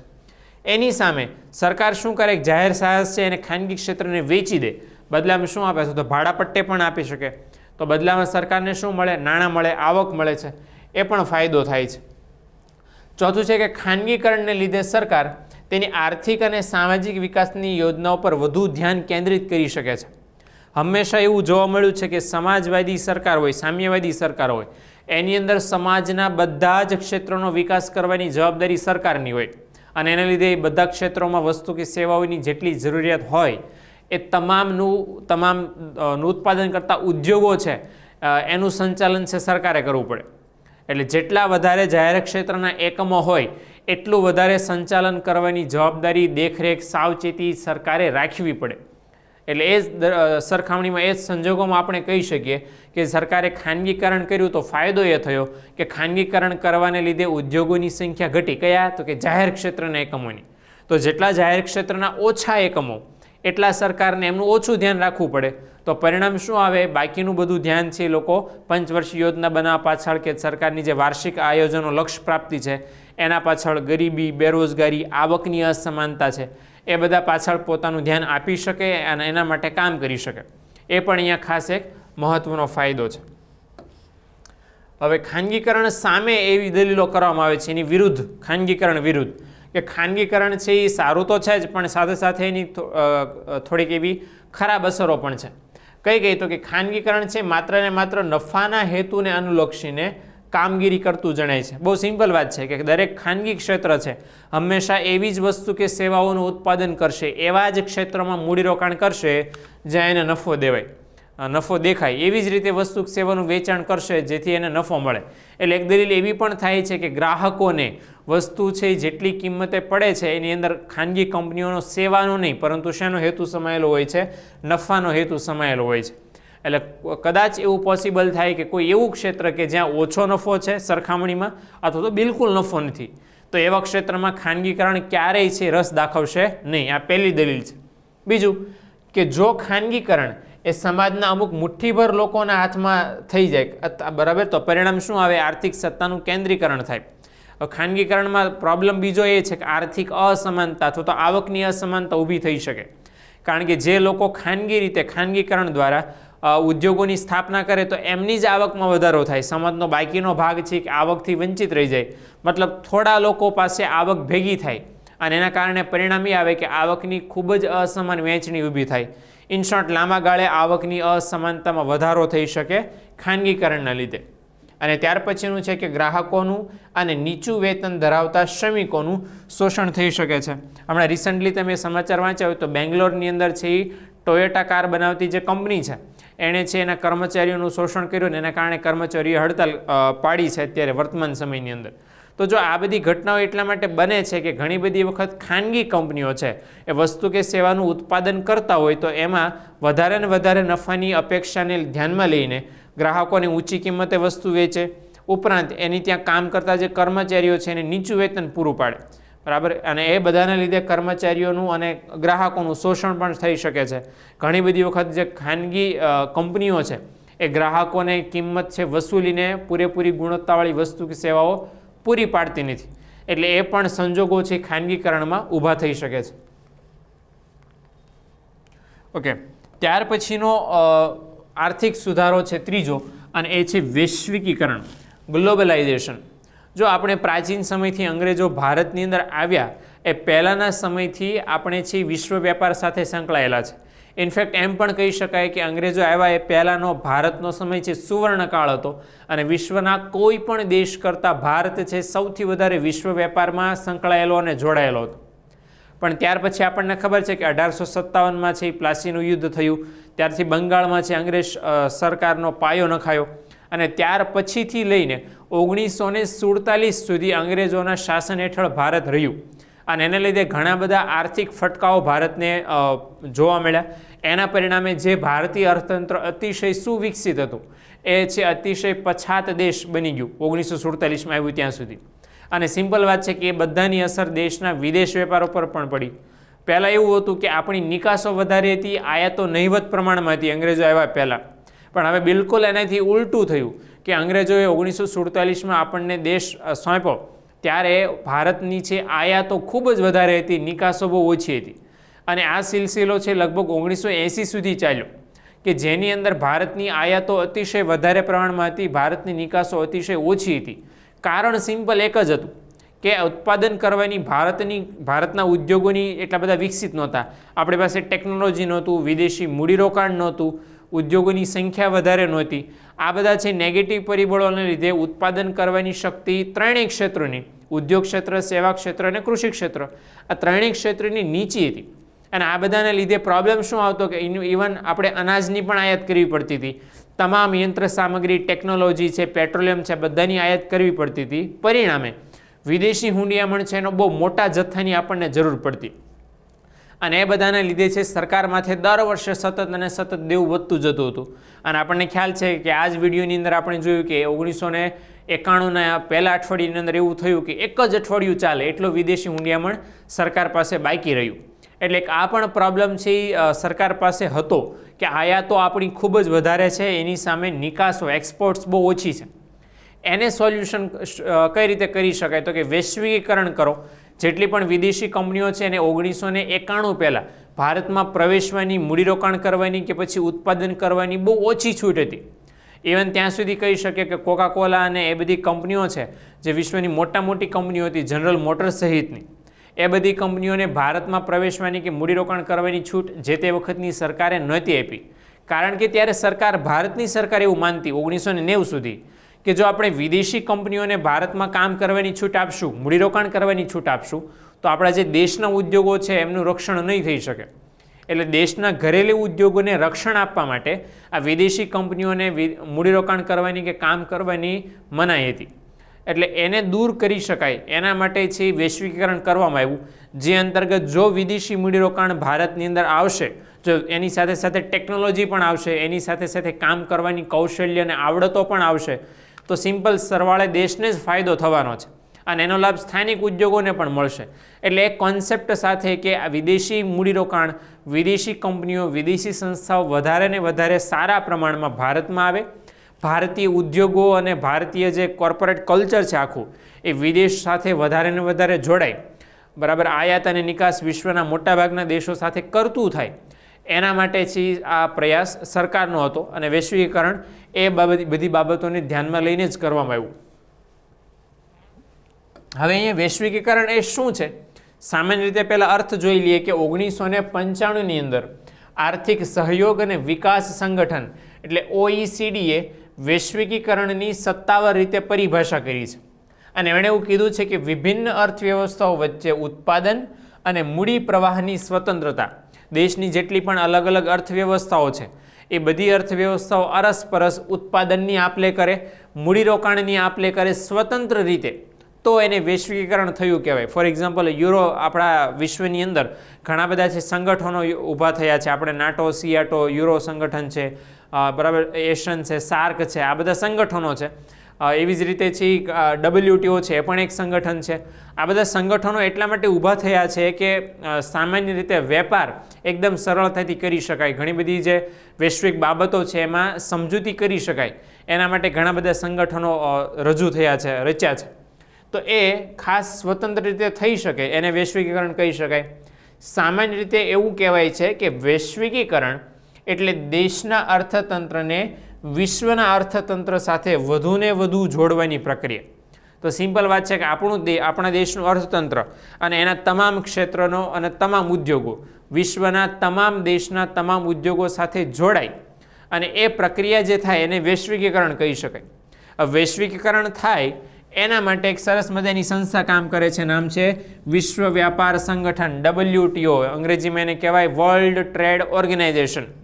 હવે જે વર્લ્ડ ટ્રેડ ઓર્ગેનાઇઝેશન છે WTO, એના મુજબ વૈશ્વિકીકરણ એટલે વિશ્વની અર્થવ્યવસ્થા વચ્ચે જો કઈ કઈ વસ્તુની મુક્ત અવર જવર આપલે થાય એની WTOએ વાત કરી, તો કે વસ્તુઓની, સેવાઓની, ઉપરાંત મૂડીરોકાણની, શ્રમ બળ એટલે કે શ્રમિકોની, આ બધાની ક્રોસ બોર્ડર એટલે સરહદ પાર, બરાબર, એક દેશથી બીજા દેશ મુક્ત રીતે આવક જાવક થાય, અવર જવર થાય, એને શું કહી શકાય? વૈશ્વિકીકરણ. એટલે ઇન શોર્ટ એક દેશ વિશ્વના અન્ય દેશો સાથે આ બધી બાબતોની સરળતાથી આપલે કરી શકે, સ્વતંત્રતાથી આપલે કરી શકે, એ છે વૈશ્વિકીકરણ. હવે એ થઈ શકે સરળતાથી, એના માટે ભારત છે એ WTOનું સ્થાપક સભ્ય છે. સ્થાપક સભ્ય છે એટલે શું કે જ્યારે WTOની સ્થાપના થઈ, બરાબર, એક્ઝેક્ટ એ જ ટાઈમથી ભારતે છે એની અંદર ભારત જોડાયું છે અને એના નિયમોનું પાલન કરતું થયું છે. એટલે એટલા માટે કહેવામાં આવે છે કે ભારત WTOનું સ્થાપક સભ્ય છે, બરાબર. ભારતે છે તો 1991ની અંદર જ વૈશ્વિકીકરણની પ્રક્રિયા આરંભ કરી દીધી હતી, પણ પછીથી WTOની રચના થઈ 1995માં. એટલે 1995માં ભારત WTOનું સભ્ય બન્યું. એટલા માટે કારણ કે WTO જે સંસ્થા છે વર્લ્ડ ટ્રેડ ઓર્ગેનાઇઝેશન, એ સંસ્થાની અંદર વિશ્વના મોટાભાગના દેશો નોંધાયેલા છે. અને આ સંસ્થા શું કામ કરે છે? તો કે એક કોમન નિયમ બનાવ્યા છે વિશ્વ વેપાર કરવા માટે, કે કોઈ એક દેશે અન્ય દેશ સાથે આયાત અને નિકાસ કરવી છે તો ગુણવત્તાના કયા ધોરણોનું પાલન કરવાનું, કાયદાનું કયું પાલન કરવાનું, ઉપરાંત જે ચલણની ચૂકવણીઓ છે એના કયા નિયમોનું પાલન કરવાનું. એટલે ઇન શોર્ટ એક સામાન્ય નિયમાવલી છે WTO બહાર પાડે છે, અને જે એનું સભ્ય હોય જે દેશ, એ દેશે આ બધા નિયમોનું પાલન કરવું પડે. આવું કરવાથી ફાયદો એ થાય કે વિશ્વનો એવો કોઈ પણ દેશ કે જે ઓછો વિશ્વ વ્યાપાર ધરાવે છે એને કોમન પ્લેટફોર્મ WTO પૂરું પાડે છે, અને જેટલા પણ એના સભ્ય દેશો હોય એ અરસપરસ કોઈ પણ ઓછામાં ઓછા પ્રતિબંધો સાથે, ઓછામાં ઓછા કાયદાકીય ગૂંચવણો સાથે છે પોતાનો વિદેશ વેપાર કરી શકે છે. આ WTO સાથે સભ્ય બનવાનો મોટો ફાયદો છે. એટલે એ વસ્તુને ધ્યાનમાં રાખીને ભારતે જ્યારે 1991માં વૈશ્વિકીકરણ કર્યું, એ વૈશ્વિકીકરણ હજી વધારે પૂરજોરમાં આગળ વધે એના માટે 1995માં WTOની સ્થાપના થઈ. એટલે સાથે સાથે ભારત પણ એની અંદર જોડાણું. તો હવે ભારતની અંદર વૈશ્વિકીકરણની પ્રક્રિયા છે એ કઈ રીતે શરૂ કરી ભારત સરકારે, ને એ અંતર્ગત ભારતે કયા કયા સુધારા કર્યા પોતાના દેશના અર્થતંત્રની અંદર, એ જોઈ લઈએ. જો આપણે આગળ વાત કરીએ એમ કે 1995ના વર્ષની અંદર ભારત છે વિશ્વ વ્યાપાર સંગઠન WTO એનું સભ્ય બન્યું, અને એના જેટલા પણ નિયમો હતા આંતરરાષ્ટ્રીય વેપારના, એની ગુણવત્તાના, કિંમતના, બરાબર, આ બધા નિયમોનું ભારત પાલન કરતું થયું. ઉપરાંત ભારતની નિકાસો વધી શકે એના માટે ભારતીય ચલણોનું અવમૂલ્યન કરવામાં આવ્યું. અવમૂલ્યન કરવું એટલે શું? બહુ સરળ બાબત છે. દાખલા તરીકે હું એમ કહું કે $1 બરાબર 20 રૂપિયા હોય, બરાબર, તો સરકારે શું કર્યું કે $1 બરાબર 25 રૂપિયા કરી દીધા. સિમ્પલ વાત છે કે બે પ્રકારના ચલણમાં ફેરફાર સરકાર કરી શકે. એક તો અધિમૂલ્યન કરી શકે, બીજું છે અવમૂલ્યન કરી શકે. હવે અહીંયા સરકારે અવમૂલ્યન કર્યું તો મતલબ શું થયું કે આપણા જે નાણું છે આપણું, એ નાણાંની કિંમતમાં ઘટાડો થાય. હવે નાણાંની કિંમતમાં ઘટાડો થાય તો પરિણામ શું આવે કે એની સામે વિદેશી હુંડિયામણ છે એ મોંઘું બને. હવે વિદેશી હુંડિયામણ મોંઘું બને, સિમ્પલ વાત છે કે પહેલાં છે તમારે અવમૂલ્યન થયું ત્યાર પહેલાં 20 રૂપિયાએ કેટલા આપણને ડોલર મળતા હતા? $1. હવે અવમૂલ્યન સરકારે કર્યા પછી શું પરિણામ આવ્યું કે $1 મેળવવા માટે પહેલાં 20 રૂપિયા આપવા પડતા હતા, હવે કેટલા તમારે આપવા પડે? $25. એટલે મતલબ આપણી ભાષામાં સાદું કહીએ તો એમ કહી શકાય કે અવમૂલ્યન કરવાને કારણે છે એ વિદેશી હુંડિયામણ છે એની કિંમતમાં શું થાય? વધારો થાય, મોંઘું થઈ જાય.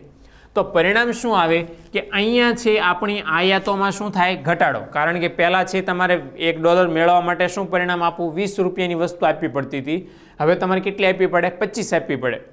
એટલે ઇન શોર્ટ સરકારે શું કર્યું કે આપણા ચલણનું અવમૂલ્યન કર્યું. હવે આપણા ચલણનું અવમૂલ્યન કર્યું તો પરિણામ શું આવે કે આપણી વસ્તુઓ છે એ વિદેશવાળાને સસ્તી પડે.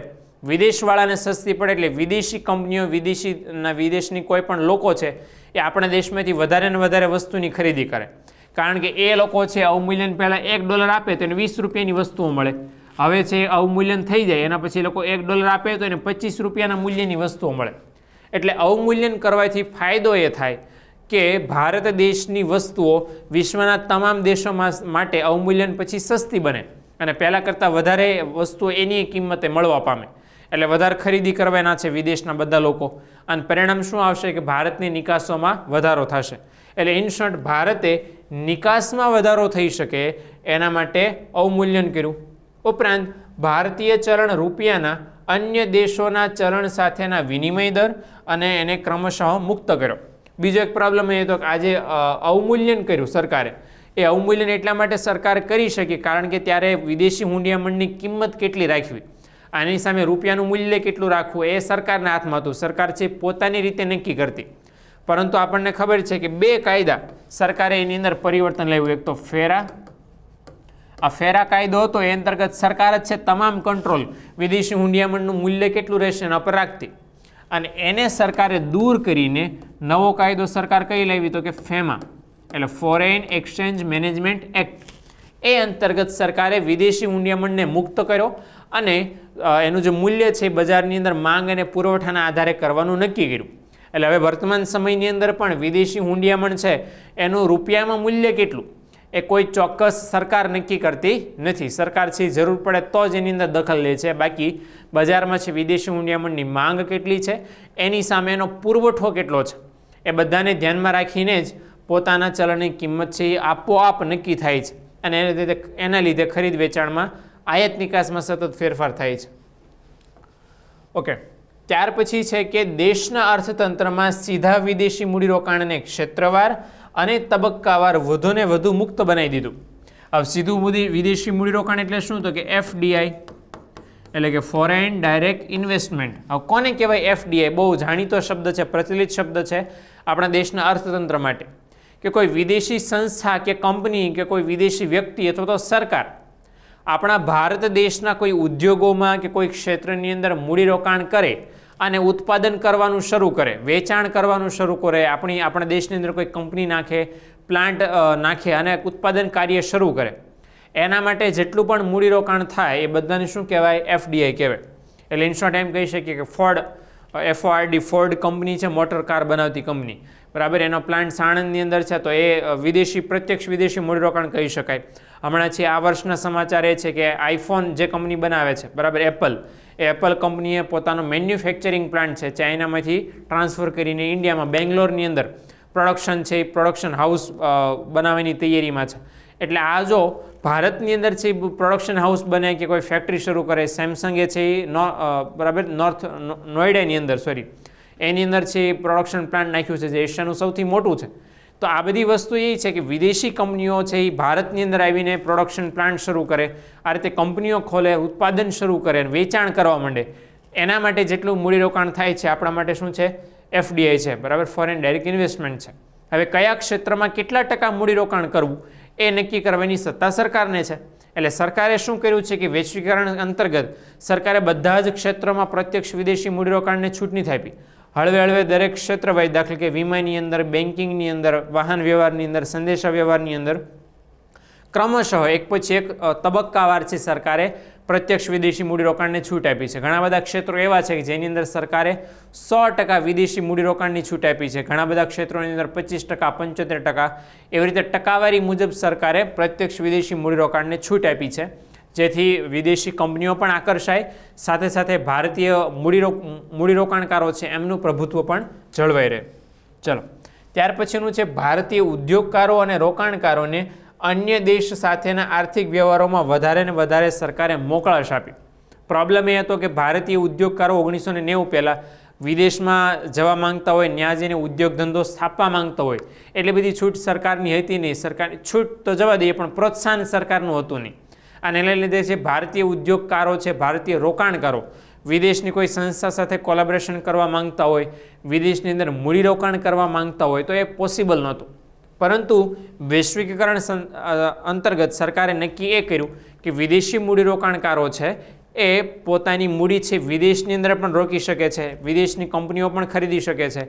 એક સિમ્પલ ઉદાહરણ આપણે રતન ટાટાનું છે કે એમની કંપની જે TCS છે, બરાબર, ટાટા કંપની છે, ટાટા કંપની ઓફ ગ્રુપ છે, એ આખા ગ્રુપે છે બ્રિટનની સ્ટીલ બનાવતી કંપની છે એ ખરીદી લીધી છે, જર્મનીની 2 કાર બનાવતી કંપની છે રેન્જ રોવર ને જેગુઆર છે એ કાર કંપનીઓ પણ એને ખરીદી લીધી છે. તો જો આ કેમ પોસિબલ બન્યું? કારણ કે 1991 પછી સરકારે નક્કી કર્યું કે જેમ વિદેશી કંપનીઓ ભારતની અંદર મૂડીરોકાણ કરે છે પ્રોડક્શન માટે, એમ ભારતીય રોકાણકારો કે ભારતીય કંપનીઓ પણ વિદેશની સાથે જોડાવી જોઈએ, વિદેશમાં મૂડીરોકાણ કરવી જોઈએ. તો એનો ફાયદો શું થશે? તો એનો ફાયદો સરકારને અને આપણને પણ થવાનો છે. એટલે એ વસ્તુને ધ્યાનમાં રાખીને ભારતીય રોકાણકારોને પણ આર્થિક રીતે અને મૂડીરોકાણની રીતે છૂટ આપી, જેથી એ લોકો પણ વિદેશમાં રોકાણ કરી શકે. અને પછીનું છે કે અન્ય દેશ સાથેના સાંસ્કૃતિક અને સામાજિક આદાન પ્રદાન છે સરળ બન્યા છે. વૈશ્વિકીકરણને લીધે ફાયદો એ થયો કે વસ્તુઓની, નાણાંની, મૂડીની, શ્રમિકોની આ બધાની આપલે થઈ, એની સાથે સાથે સાંસ્કૃતિક મૂલ્યોની અને સામાજિક મૂલ્યોની પણ આપલે થઈ. બરાબર, જે અલગ અલગ વસ્તુ કે કપડાં પહેરવાના કલ્ચર છે એ બધા લોકોએ એકબીજાને અપનાવ્યા છે. ભારત દેશની વાત કરીએ તો ઘણા બધા પશ્ચિમના દેશોમાં જે કપડાં છે એ પહેરવાનું કલ્ચર ભારતના દેશોમાં છે. એટલે જોઈ શકીએ કે જેટલા પણ દેશો વેપારની અંદર જોડાય એ માત્ર વસ્તુ કે સેવાઓની જ આપલે નથી કરતા, સાથે સાથે સાંસ્કૃતિક અને સામાજિક જે મૂલ્યો છે એની પણ આપલે કરે છે. એટલે ખાણીપીણીથી લઈને જીવન જીવવાની શૈલીથી લઈને આ તમામ વસ્તુ કે સેવાઓની અંદર આ સાંસ્કૃતિક અને સામાજિક મૂલ્યોનું આદાન પ્રદાન છે એ વૈશ્વિકીકરણના લીધે થાય છે. અને આપણે જોઈએ છીએ કે 1991 પછી આ પ્રક્રિયાની અંદર ખૂબ જ ઝડપ આવી, કારણ કે સરકારે પછી છૂટ આપી અલગ અલગ રીતે કામ કરવાની. હવે ખાસ જોઈ લઈએ કે ભારત દેશની અંદર આર્થિક સુધારા થયા એ અંતર્ગત ભારત સરકારે ઘણા બધા ક્ષેત્રોમાં આ રીતે ઉદારીકરણ, ખાનગીકરણ અને વૈશ્વિકીકરણ છે એના ઘણા બધા પગલાં લીધા. ઉદ્યોગોને કામ કરવાની છૂટ આપી. ખાસ મોટું પગલું એ હતું કે સરકારે જેટલા 18 પ્રકારના એવા ઉદ્યોગો હતા કે જેમાં સરકારનો સંપૂર્ણ અંકુશ હતો, સરકાર માટે અનામત હતા. એક ક્ષેત્રોની અંદર સરકાર સિવાય, જાહેર ક્ષેત્રના એકમો સિવાય કોઈ પણ ખાનગી મૂડીરોકાણકારો છે રોકાણ કરી શકતા નહોતા. સરકારે શું કર્યું? એ અનામત ઉદ્યોગો 18 હતા એમાંથી ઘટાડીને માત્ર 3 કરી નાખ્યા. કયા 3? તો કે અણુ, સંરક્ષણ અને ત્રીજું રેલવે. આ 3 ક્ષેત્રો સરકારે કર્યા અને બાકીના તમામ ક્ષેત્રોમાં સરકારે ખાનગી ઉદ્યોગોને, ખાનગી મૂડીરોકાણકારોને પ્રવેશવાની, કામ કરવાની છૂટ આપી. બરાબર, સાથે સાથે જે નિયંત્રણ કરનારા કાયદાઓ હતા એ પણ સરકારે મુક્ત બનાવી દીધા. બીજું કે આયાત અને નિકાસ કરતી વખતે સરકાર પાસેથી પરવાનો લેવો પડતો હતો, લાયસન્સ, પરમિશન લેવી પડતી હતી, એ પણ ખાસી દૂર થઈ ગઈ. આ બધાને લીધે ફાયદો એ થયો કે ભારતીય વેપારીઓને જે વેપારમાં બધા નિયંત્રણો હતા, નિયમન હતા, એ બધાની અંદર સતત અને સતત ઘટાડો થયો. બરાબર, એટલે આ રીતે જોવા જઈએ તો આર્થિક સુધારાઓનું જ્યારે પણ મૂલ્યાંકન કરવા બેસીએ તો આર્થિક સુધારાઓ 1991 કરવા પાછળનો સરકારનો હેતુ એ હતો કે જે આપણા દેશને વિદેશી મૂંડિયામણની અછત અત્યારે જણાય છે, આયાતો વધારે છે, નિકાસો બહુ ઓછી છે, એ પરિસ્થિતિમાં કંઈક સુધારો થાય અને સાથે સાથે આપણું અર્થતંત્ર જે ધીમી ગતિએ આગળ વધે છે એના વૃદ્ધિ દરમાં પણ ઝડપથી સુધારો થાય. એટલે એ વસ્તુઓને ધ્યાનમાં રાખીને સરકારે આર્થિક સુધારા કરેલા. તો હવે જોવાના એ છીએ કે આર્થિક સુધારા સરકારે કર્યા તો એની હકારાત્મક અને નકારાત્મક, સારી અને ખરાબ અસરો આપણા અર્થતંત્ર ઉપર કેટલા પ્રમાણમાં પડી. બરાબર, તો સૌપ્રથમ આપણે જોઈએ છે સાનુકૂળ અસરો. તો સૌથી પહેલી સાનુકૂળ અસર છે કે દેશના ગ્રાહકોને આંતરરાષ્ટ્રીય ગુણવત્તાની વસ્તુ સહેલાઈથી અને સસ્તા દરે પ્રાપ્ત થઈ. ફાયદો એ થયો કે એફડીઆઈ ભારતની અંદર આવ્યું. હવે એફડીઆઈ ભારતની અંદર આવ્યું અને પરિણામ એ આવ્યું કે ભારતની અંદર ઉદ્યોગોની સંખ્યા વધી. કયા ઉદ્યોગો? વિદેશી ઉદ્યોગોની સંખ્યા. બહુ સિમ્પલ વાત છે કે વિદેશી ઉદ્યોગો છે એ વસ્તુની કે સેવાની ગુણવત્તા છે વધારે સારા પ્રમાણમાં મેન્ટેન કરતા હોય તો પરિણામ એ એવું કે કોમ્પિટિશન વધી. કોમ્પિટિશનના કારણે સ્થાનિક ઉદ્યોગો અને વિદેશી ઉદ્યોગોએ માર્કેટની અંદર ટકવા માટે ઊંચી ગુણવત્તાવાળી વસ્તુઓ બનાવવી પડી. એટલે આંતરરાષ્ટ્રીય ગુણવત્તાની વસ્તુઓ હવે ભારત દેશની અંદર પહેલાં કરતાં ઓછી કિંમતે મળવા માંડી, કારણ કે વિદેશી કંપનીઓ ભારતમાં કામ શરૂ કર્યું અને એના લીધે વસ્તુ સેવાનું ઉત્પાદન વધ્યું, સાથે સાથે ગુણવત્તામાં પણ સુધારો થયો. બીજો ફાયદો એ થયો કે દેશનું જે હુંડિયામણ છે એના ભંડોળમાં વધારો થયો. 1991માં જે અછત સર્જાણેલી એ અછત છે એ દૂર થઈ, કારણ કે ભારતની નિકાસોમાં વધારો થયો, આયાતોમાં ઘટાડો થયો, ઉપરાંત સરકારનું ખર્ચ પણ ઘટી ગયું. એટલે આ બધાના પરિણામ સ્વરૂપ એ થયું કે ભારતનું જે વિદેશી હુંડિયામણ છે એનો જથ્થો પણ વધી જવા પામ્યો. ત્રીજું કે ભારતની નિકાસમાં વધારો થયો. નિકાસમાં વધારો થયો એનું એક સિમ્પલ કારણ એ હતું કે ઉદ્યોગોની સંખ્યા વધી. બીજું એ પણ સાથે સાથે જાણી લઈએ કે ઉદ્યોગો સરળતાપૂર્વક કામ કરી શકે એના માટે સરકારે પણ વર્ષ 2000 પછી ઘણા બધા સુધારા કર્યા છે. દાખલા તરીકે સ્પેશિયલ ઇકોનોમિકલ ઝોન એટલે કે સેઝ, બરાબર, એ બધા વિસ્તારોની પણ સ્થાપના કરી છે. એટલે આ રીતે આ બધા ઉદ્યોગોનો વિકાસ થઈ શકે, ઉદ્યોગો વધારે મુક્ત વાતાવરણમાં કામ કરી શકે એના માટે સરકારે છૂટ આપી. પરિણામ સ્વરૂપ એ આવ્યું કે ઉદ્યોગોની સંખ્યા વધી, ઉત્પાદન વધ્યું, એના પરિણામે ઉત્પાદન વધતા વધારે ને વધારે નિકાસ આપણે કરી શક્યા. તો એના લીધે ભારતની જે કુલ નિકાસો છે એ વધવા પામી. ત્યાર પછીનો ચોથો મુદ્દો છે કે રાજ્યની વિદેશી જે દેવા છે એનો બોજ ઘટી ગયો. સરકારની માથે જે દેવું હતું દર વર્ષે સતત વધતું જતું હતું. કેમ વધતું જતું હતું? કારણ કે સરકાર મોટા પ્રમાણમાં સબસિડી આપતી હતી, ઉપરાંત છે વધારે પ્રમાણમાં આયાત કરતી હતી.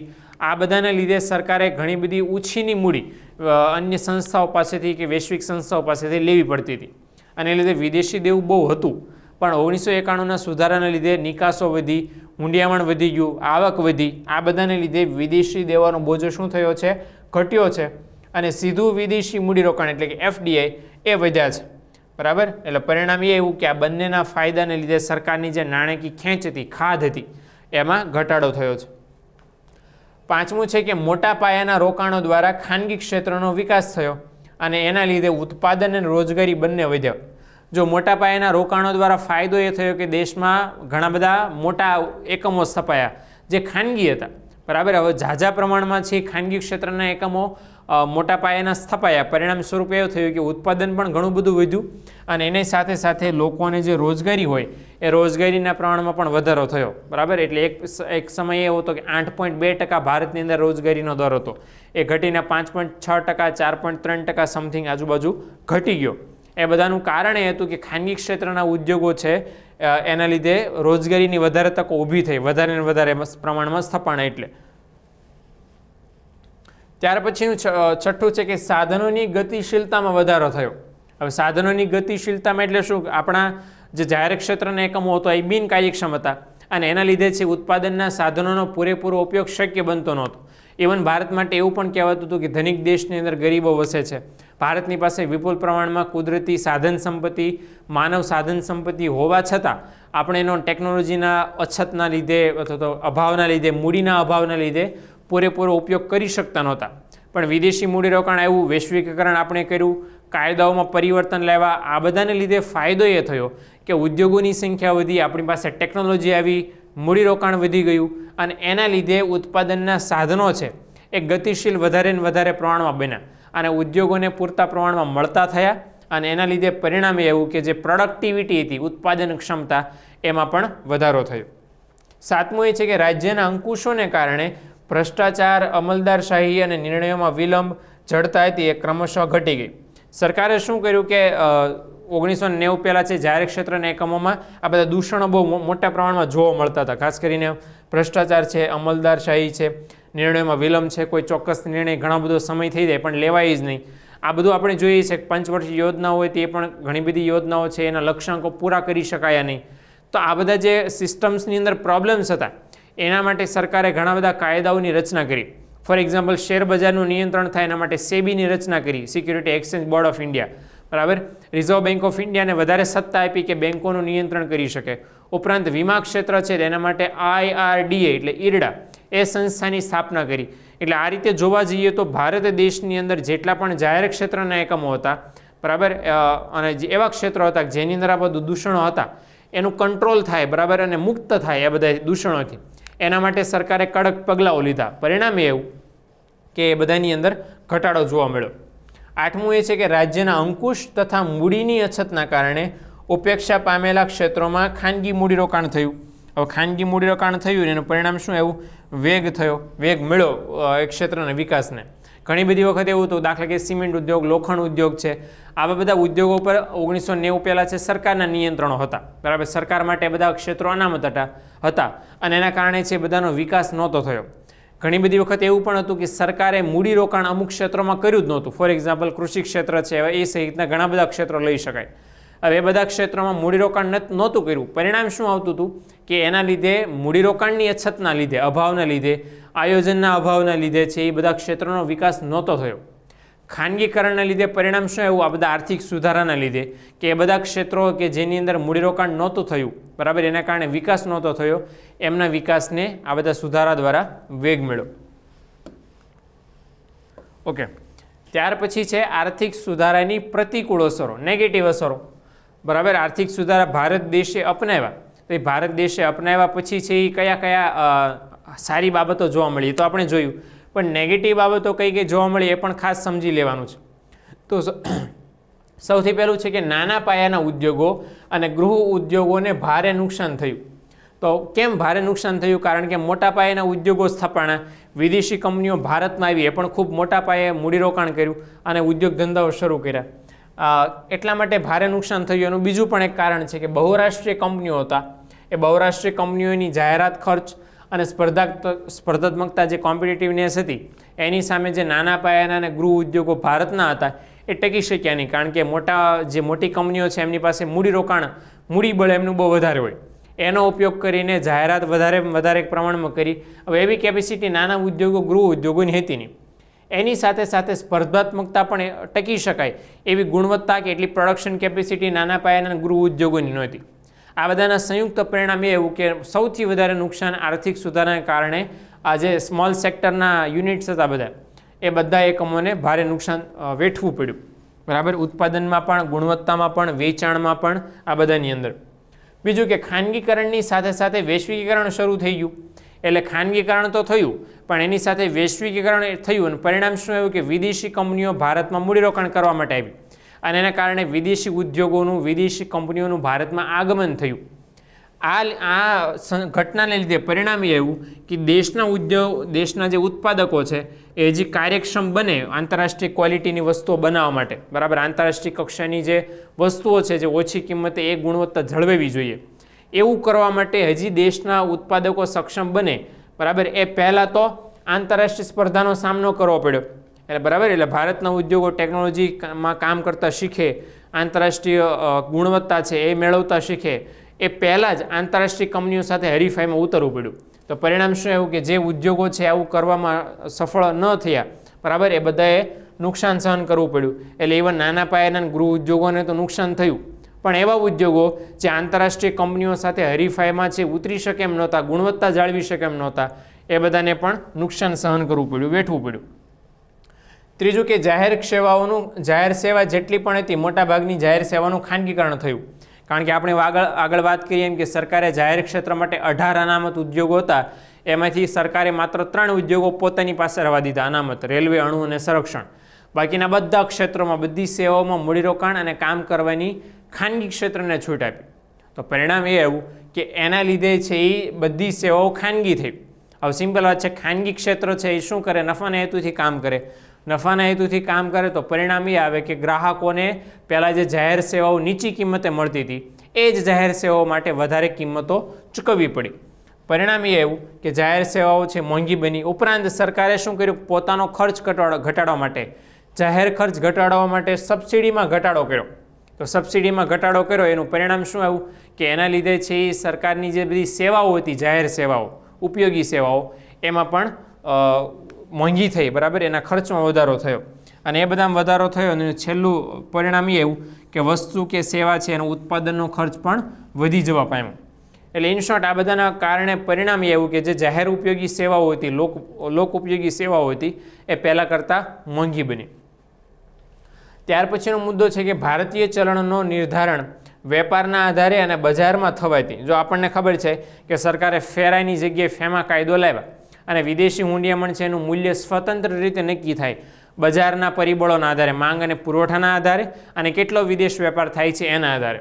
તો એના આધારે પરિણામે એવું કે મૂલ્યમાં વધારે પ્રમાણમાં બદલાવ આવ્યો, જેના કારણે વેપાર કરીને ઘણી બધી ભારતીય કંપનીઓ છે એમને નુકસાન થઈ શકે. જો અહીંયા એવું છે કે વિદેશી હુંડિયામણની કિંમત કોઈ દિવસ સ્થિર રહેતી નથી, દરરોજ બદલાય છે. હવે રોજે રોજ જો વિદેશી હુંડિયામણની કિંમત બદલાતી હોય તો પરિણામ એ આવે છે કે એ બદલાતી જતી કિંમતના લીધે જે આયાત નિકાસ કરતા વેપારીઓ છે એમને ક્યારેક ફાયદો પણ થઈ શકે છે, તો સાથે સાથે ક્યારેક નુકસાન પણ સહન કરવું પડે છે, બરાબર. પાંચમો નેગેટિવ ઇમ્પેક્ટ એ હતી કે બહુરાષ્ટ્રીય કંપનીઓ અને મોટી કંપનીઓએ એક સૌથી પગલું એ લીધું, વ્યૂહાત્મક પગલું, કે દેશની અંદર આપણે છવાઈ જવું છે, દેશનું માર્કેટ, મોટા માર્કેટની અંદર આપણે કબજો કરવો છે. તો એમણે શું કર્યું કે બહુરાષ્ટ્રીય કંપનીઓ, મોટી કંપનીઓ ભારતની અંદર આવી, એટલે આવતાની સાથે એમણે નીચી કિંમતે, નીચા દરે મોટો પુરવઠો આપણા દેશના અર્થતંત્રની અંદર, બજારની અંદર ઠાલવી દીધો. કેમ? કારણ કે એવું કરે, બરાબર, તો એના કારણે એ થાય કે એની જ વસ્તુઓ વેચાય, બરાબર, લોકો એની જ વસ્તુ સેવાઓની ખરીદી કરે, અને નીચી કિંમતે આ બધું કર્યું, એટલે સ્થાનિક ઉત્પાદકો કે ઉદ્યોગકારો છે એમની વસ્તુઓ વેચાય નહીં. સાથે સાથે મોટા પ્રમાણમાં જાહેરાતો પણ કરી, એટલે એ બધું એટલા માટે હતું માર્કેટમાં છવાઈ જવાનું. એના માટે અંગ્રેજીમાં શબ્દ છે ડમ્પિંગ. હવે જે ડમ્પિંગ છે, બરાબર, એ હકીકતમાં શું છે કે નીચી કિંમતે કંપની છે બજારની અંદર વસ્તુ કે સેવાનો બહુ મોટો જથ્થો, મોટો પુરવઠો બજારની અંદર ઠાલવી દે, અને પછી વસ્તુ વેચવાનો પ્રયત્ન કરે, એના માટે જાહેરાતો કરે. આ બધાને લીધે આપણે જે સ્થાનિક ઉદ્યોગો હતા એ બધાને છે ખૂબ જ નુકસાન થયું. બીજું છે કે WTO છે, એણે ગુણવત્તાના ઊંચા ધોરણો નક્કી કર્યા છે, બરાબર. જે જો તમારે આંતરરાષ્ટ્રીય વેપાર કરવો છે, નિકાસ કરવી છે ખાસ, તો તમારે છે WTOના ગુણવત્તાના નિયમોનું પાલન કરવું પડે. એમાં નિયમોમાં જેટલી ગુણવત્તા છે, એ કક્ષાની ગુણવત્તા છે એ જાળવવી પડે. જો એ કક્ષાની ગુણવત્તા ન હોય, બરાબર, તો પછી વિદેશ વેપાર પોસિબલ થાય નહીં. કારણ કે WTOના તો આપણે સભ્ય છીએ શરૂઆતથી, એટલે એના જે ગુણવત્તાના ધોરણો છે એનું પાલન આપણે ફરજિયાત કરવું પડે. જેના કારણે પરિણામ એવું કે ભારત જેવા દેશોને કેટલીક વસ્તુઓની નિકાસ કરવા માટે પડકાર ઊભા થયા. ઘણી બધી વખત એવું પણ જોવા મળ્યું ભારતની અંદર કે જે આંતરરાષ્ટ્રીય ગુણવત્તાના ઊંચા ધોરણો હતા, એ અમુક વસ્તુઓમાં છે ભારતના ઉદ્યોગો હજી એટલા ક્ષમતાવાન નહોતા કે એટલી ગુણવત્તાવાળી વસ્તુઓનું પ્રોડક્શન કરી શકે. એટલે પડકાર ઊભા થયા, અને ખાસ કરીને જે ખેત પેદાશો હતી, એ ખેત પેદાશોની ગુણવત્તા છે એ આંતરરાષ્ટ્રીય ગુણવત્તા ઊંચી હતી. એની સામે જે ભારતની અંદર ખેત પેદાશોનું ઉત્પાદન થતું એની ગુણવત્તા નીચી હતી. એટલે એનો નિકાસમાં વધારો કેમ કરવો, એના માટે સરકાર સામે પ્રશ્ન ઊભો થયો. સાતમું એ નુકસાન થયું કે ખાનગીકરણને કારણે મોટા પાયે ઉદ્યોગો સ્થપાણા. સરકારે ખાનગીકરણ કરવાની છૂટ આપી, ખાનગી ઉદ્યોગોને કામ કરવાની છૂટ આપી. પરિણામે એવું કે આ બધા મુક્ત વાતાવરણના લીધે ઉદ્યોગોની સંખ્યા મોટા પ્રમાણમાં વધી. તો એક સાથે ઉદ્યોગોની સંખ્યા વધી તો સિમ્પલ વાત છે કે ઉદ્યોગો વધે તો ઉદ્યોગોને કામ કરવા માટે ઘણી બધી બાબતો જોઈએ. દાખલા તરીકે એમને રસ્તા છે, વીજળી છે, પાણી, કાચો માલ, ઇન્ફ્રાસ્ટ્રક્ચર, યંત્રો, કર્મચારી, આ બધાની જરૂર પડે.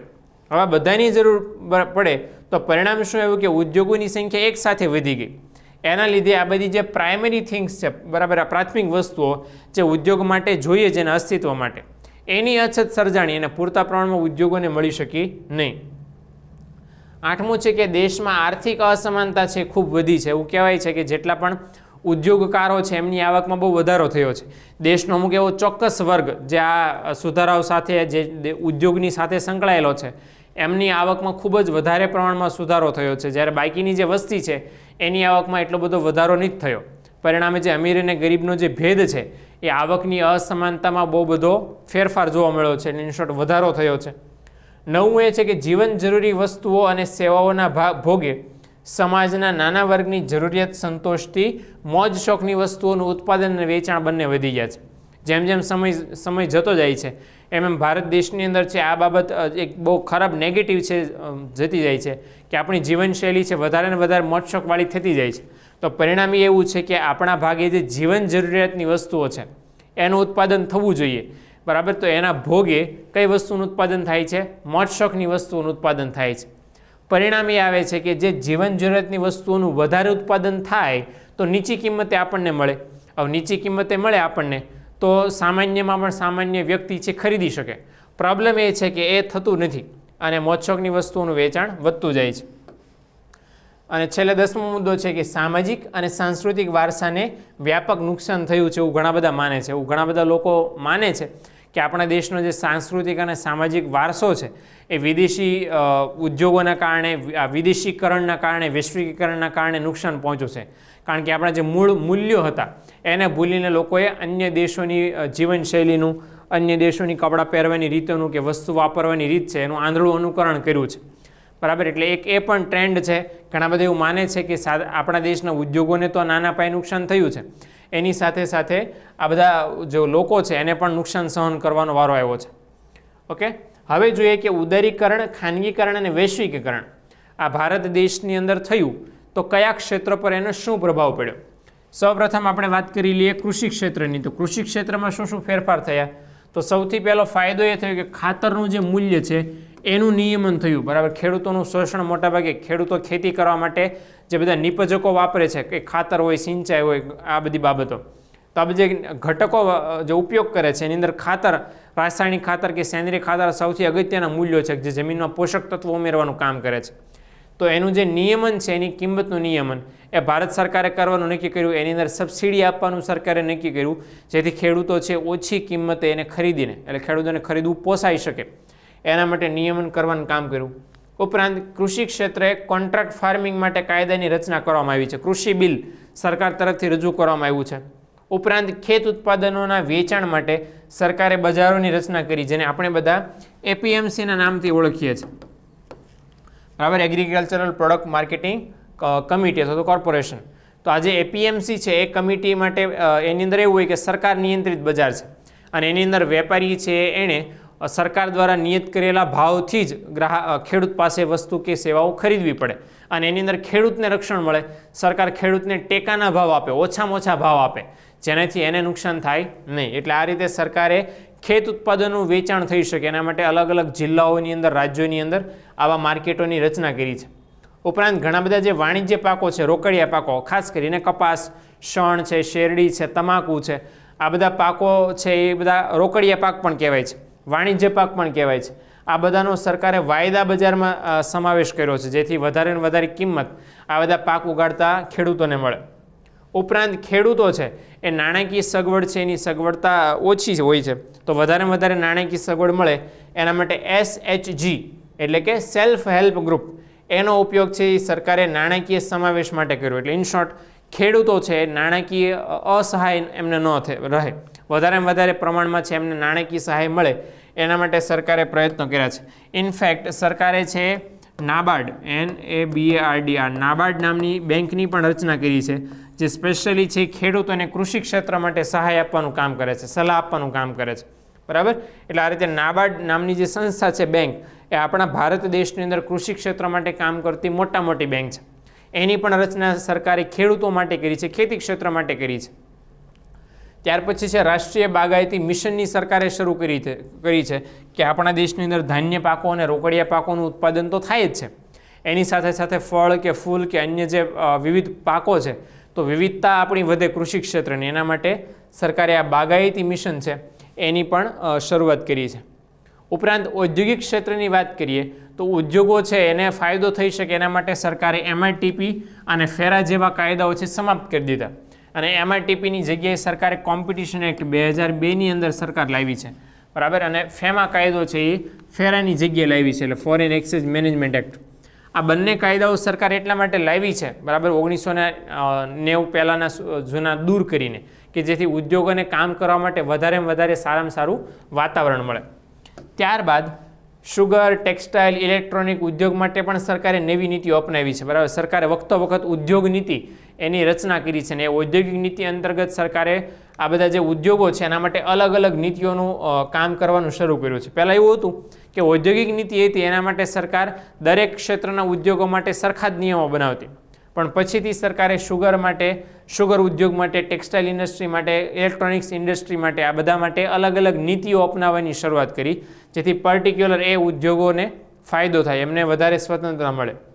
ઉપરાંત વિદેશી તકનીકોની આયાત કરવાની પણ સરકારે છૂટ આપી છે, કે જે ટેકનોલોજી કે જે યંત્રો ભારતમાં બનાવી શકાય એમ ન હોય, ભારતમાં રચી શકાય એમ ન હોય, એની આયાત ઓછા ખર્ચે થઈ શકે એના માટે જકાતમાં પણ સરકારે મુક્તિ આપી છે, આયાત જકાતની અંદર. એટલે જે પાયાની જરૂરિયાતો છે ઉદ્યોગોની સ્થાપના માટે એની આયાત થઈ શકે એના માટે સરકારે છૂટ આપી છે. ઉપરાંત વિદેશી વિનિમય છે એના પર નિયંત્રણ અને ઔદ્યોગિક વિકાસ કરવાની જવાબદારી સરકારે સ્વીકારી છે. આપણે વાત કરીએ એમ કે ભારત દેશની અંદર EPZ, બરાબર, ઇકોનોમિકલ પ્રોસેસિંગ ઝોન, અને SEZ, સ્પેશિયલ ઇકોનોમિક ઝોન, એ બધા ક્ષેત્રોની સરકારે સ્થાપના કરી છે, જેની અંદર ઉદ્યોગો મુક્ત રીતે પોતાના ઉદ્યોગ ધંધાઓ ખોલી શકે. સ્ટાર્ટઅપ ઇન્ડિયા એમ કરીને પણ સરકારે એક પ્રોગ્રામની શરૂઆત કરી છે.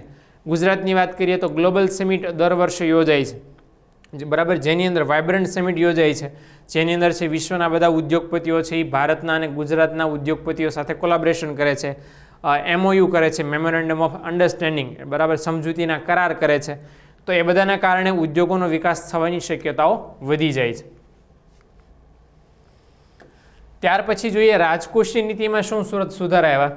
તો FRBM છે એ 2003થી એની સરકારે શરૂઆત કરી કે જે અંતર્ગત સરકારે છે રાજકોષની અંદર જાહેર ક્ષેત્રનું જે દેવું છે, ખર્ચ છે, એ ઓછામાં ઓછું થાય એના માટે સરકારે પ્રયત્ન શરૂ કર્યા. ઉપરાંત જે ટેક્સેશન સિસ્ટમ હતી, કરવેરા જે ભરવાની વ્યવસ્થા હતી, એની અંદર સુધારો થાય. કારણ કે કરવેરો સરકાર લેતી તો હતી, પણ મોટાભાગના લોકો છે કર ચોરી કરતા, કર ટાળોની પ્રવૃત્તિ અપનાવતા. એના લીધે જેટલું ટેક્સનું કલેક્શન થવું જોઈએ એટલું નહોતું થતું. ઘણી બધી વખત ટેક્સની ગણતરીમાં પણ ઘણા બધા કાયદાકીય ગૂંચવાડાઓ હતા. એ બધું દૂર થાય એના માટે સરકારે ટેક્સેશન સિસ્ટમ છે એની અંદર જ સુધારો કર્યો. બરાબર. એક સમયે વેટની શરૂઆત કરી હતી, વેલ્યુ એડેડ ટેક્સ, જે સમગ્ર દેશની અંદર લાગુ હતો. પણ પછીથી 2017ની અંદર સરકારે શું કર્યું કે બધા જ જે કાયદાઓ, પરોક્ષ વેરાઓ હતા, એ પરોક્ષ વેરાઓ સરકારે દૂર કર્યા અને એના સ્થાને છે GST એટલે ગુડ્સ એન્ડ સર્વિસીસ ટેક્સ, એની સરકારે શરૂઆત કરી. એટલે આ રીતે સરકારે કરવેરા છે એની સિસ્ટમની અંદર, એની સુવિધામાં પણ સરકારે સુધારો કર્યો. આર્થિક સુધારાની વાત કરીએ આર્થિક ક્ષેત્રની અંદર, તો સરકારે બેન્કિંગ ક્ષેત્ર માટે સુધારા કર્યા અને એના માટે મિશન ઇન્દ્રધનુષ અને જનધન યોજના સરકારે અપનાવી. જનધન યોજના ખાસ તો એ હતી કે સરકાર લોકો છે શૂન્ય સિલક સાથે બેંકની અંદર પોતાનું ખાતું ખોલાવી શકે અને કામ કરી શકે. મિશન ઇન્દ્રધનુષ એ હતી લોકો વધારે ને વધારે જોડાય, બેન્કો છે એ એવા ક્ષેત્રોની અંદર પોતાની શાખાઓ ખોલે જે અતિશય અવિકસિત વિસ્તાર છે, પછાત વિસ્તાર છે.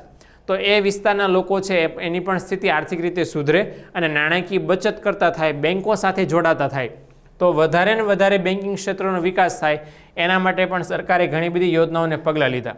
ઉપરાંત પૂંજી બજાર એટલે જે મૂડી બજાર છે, એ મૂડી બજારનો વિકાસ થાય, મૂડી રોકાણકારોનું શોષણ ન થાય, નાના રોકાણકારોનું શોષણ ન થાય અને નિયમિત સમગ્ર સંચાલન થાય, એના માટે સરકારે સેબી એટલે કે security and exchange board of India, એની પણ સરકારે સ્થાપના કરી.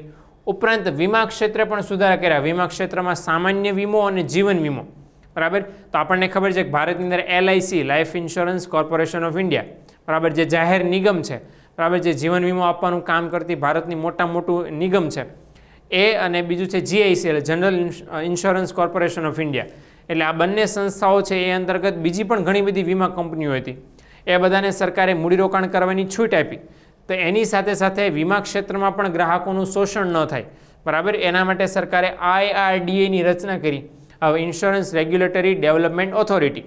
આ સંસ્થાનું કામ એ છે કે વીમા ક્ષેત્રમાં ગ્રાહકોને રક્ષણ આપવું, એમના કાયદાનું પાલન કરાવવું, વીમા ક્ષેત્રની જેટલી પણ કંપનીઓ છે બધાનું નિયંત્રણ કરવાનું, રજિસ્ટ્રેશનનું કામ કરવાનું, એ લોકો માટે નવા નિયમોની રચના કરવાનું, એમાં જરૂર પડે તો ફેરફાર કરવાનું, એ બધું કામ IRDAનું છે. એની સાથે સાથે સરકારે વિદેશ વેપારમાં પણ સુધારા કર્યા. વિદેશ વેપારમાં સુધારા એ કર્યા કે આપણા વધારે ને વધારે વેપારીઓ, વધારે ને વધારે ઉદ્યોગો વેપાર સાથે જોડાય, વિશ્વ વેપાર સાથે જોડાય. એના માટે સરકારે ઘણી બધી છૂટ આપી.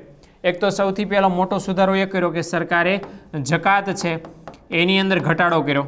બીજો સુધારો એ કર્યો કે સરકારે આયાત અને નિકાસ પરવાના જે લેવા પડતા હતા એ છે સરકારે દૂર કર્યા અને એની અંદર એની જે આખી લેવાની પ્રોસેસની રીત છે એની અંદર સરકારે ઘટાડો કરી દીધો, એ સરળ બનાવી દીધી. અંકુશો છે એ સરકારે ઘટાડી દીધા. એટલે આ બધા પરિબળોના કારણે ફાયદો એ થયો કે વિદેશ વેપાર વધારે ને વધારે સુધર્યો. ઉપરાંત સરકારે છે નિકાસ કરતા ઉદ્યોગો હોય એમને પ્રોત્સાહન આપવાની નીતિ જાહેર કરી. એટલે આ બધા ફાયદાઓ દ્વારા વિદેશ વેપાર વધશે એને ધ્યાનમાં રાખીને સરકારે પગલાઓ લીધા.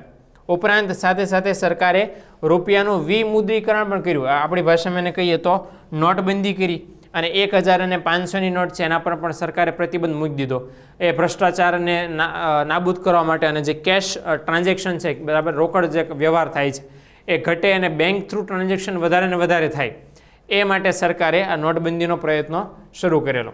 એટલે આ રીતે એમ કહી શકીએ કે આર્થિક સુધારા ભારત સરકારે કર્યા, એની ઘણી બધી અસર, ઘણા બધા સુધારાઓ સરકારે દેશના દરેક અલગ અલગ બધા જ ક્ષેત્રોની અંદર સરકારે કરેલા. અને એ અંતર્ગત સરકારે પ્રયત્ન કરેલો કે જે અંકુશો અને નિયંત્રણો દેશના બધા ઉદ્યોગો કે ક્ષેત્રોની ઉપર છે એ દૂર થાય અને દેશનો વિકાસ છે, દેશનું ઔદ્યોગિક માળખું છે એ સુધરે, નિકાસોમાં વધારો થાય, લોકોની માથાદીઠ આવક અને દેશની જે રાષ્ટ્રીય આવક છે એમાં પણ સતત ને સતત વધારો થાય. અને સારા પરિણામો આપણને એ મળ્યા છે કે જે દેશ 1947માં આઝાદ થયો તો 1947થી 1990 સુધી આપણો જે આર્થિક વૃદ્ધિ દર છે એ ખૂબ જ અનિયમિત હતો, પણ પછીથી આર્થિક વૃદ્ધિ દરમાં છે ખૂબ જ નિયમિતતા જોવા મળી છે, ઉત્પાદનમાં વધારો થયો છે, રોજગારીમાં વધારો થયો છે, અને આ બધામાં સારા સારા પરિણામો આપણને મોટાભાગે જોવા મળ્યા છે. તો આપણે આજે વાત કરી છે આર્થિક સુધારાઓની, જેની અંતર્ગત તમામ સુધારાઓ, ખાસ કરીને મુખ્ય 3 ઉદારીકરણ, ખાનગીકરણ અને વૈશ્વિકીકરણ, આ ત્રણે સુધારાઓની આપણે ખાસ ચર્ચા કરી છે. બાકીના જે ટોપિક છે અને આપણા દેશનું સૌથી અગત્યનું ક્ષેત્ર બેન્કિંગ ક્ષેત્ર, એની રજૂઆત આપણે નેક્સ્ટ વિડીયોની અંદર કરવાના છીએ. So friends, keep learning and keep educating, because as we all know, education is life itself. Thank you.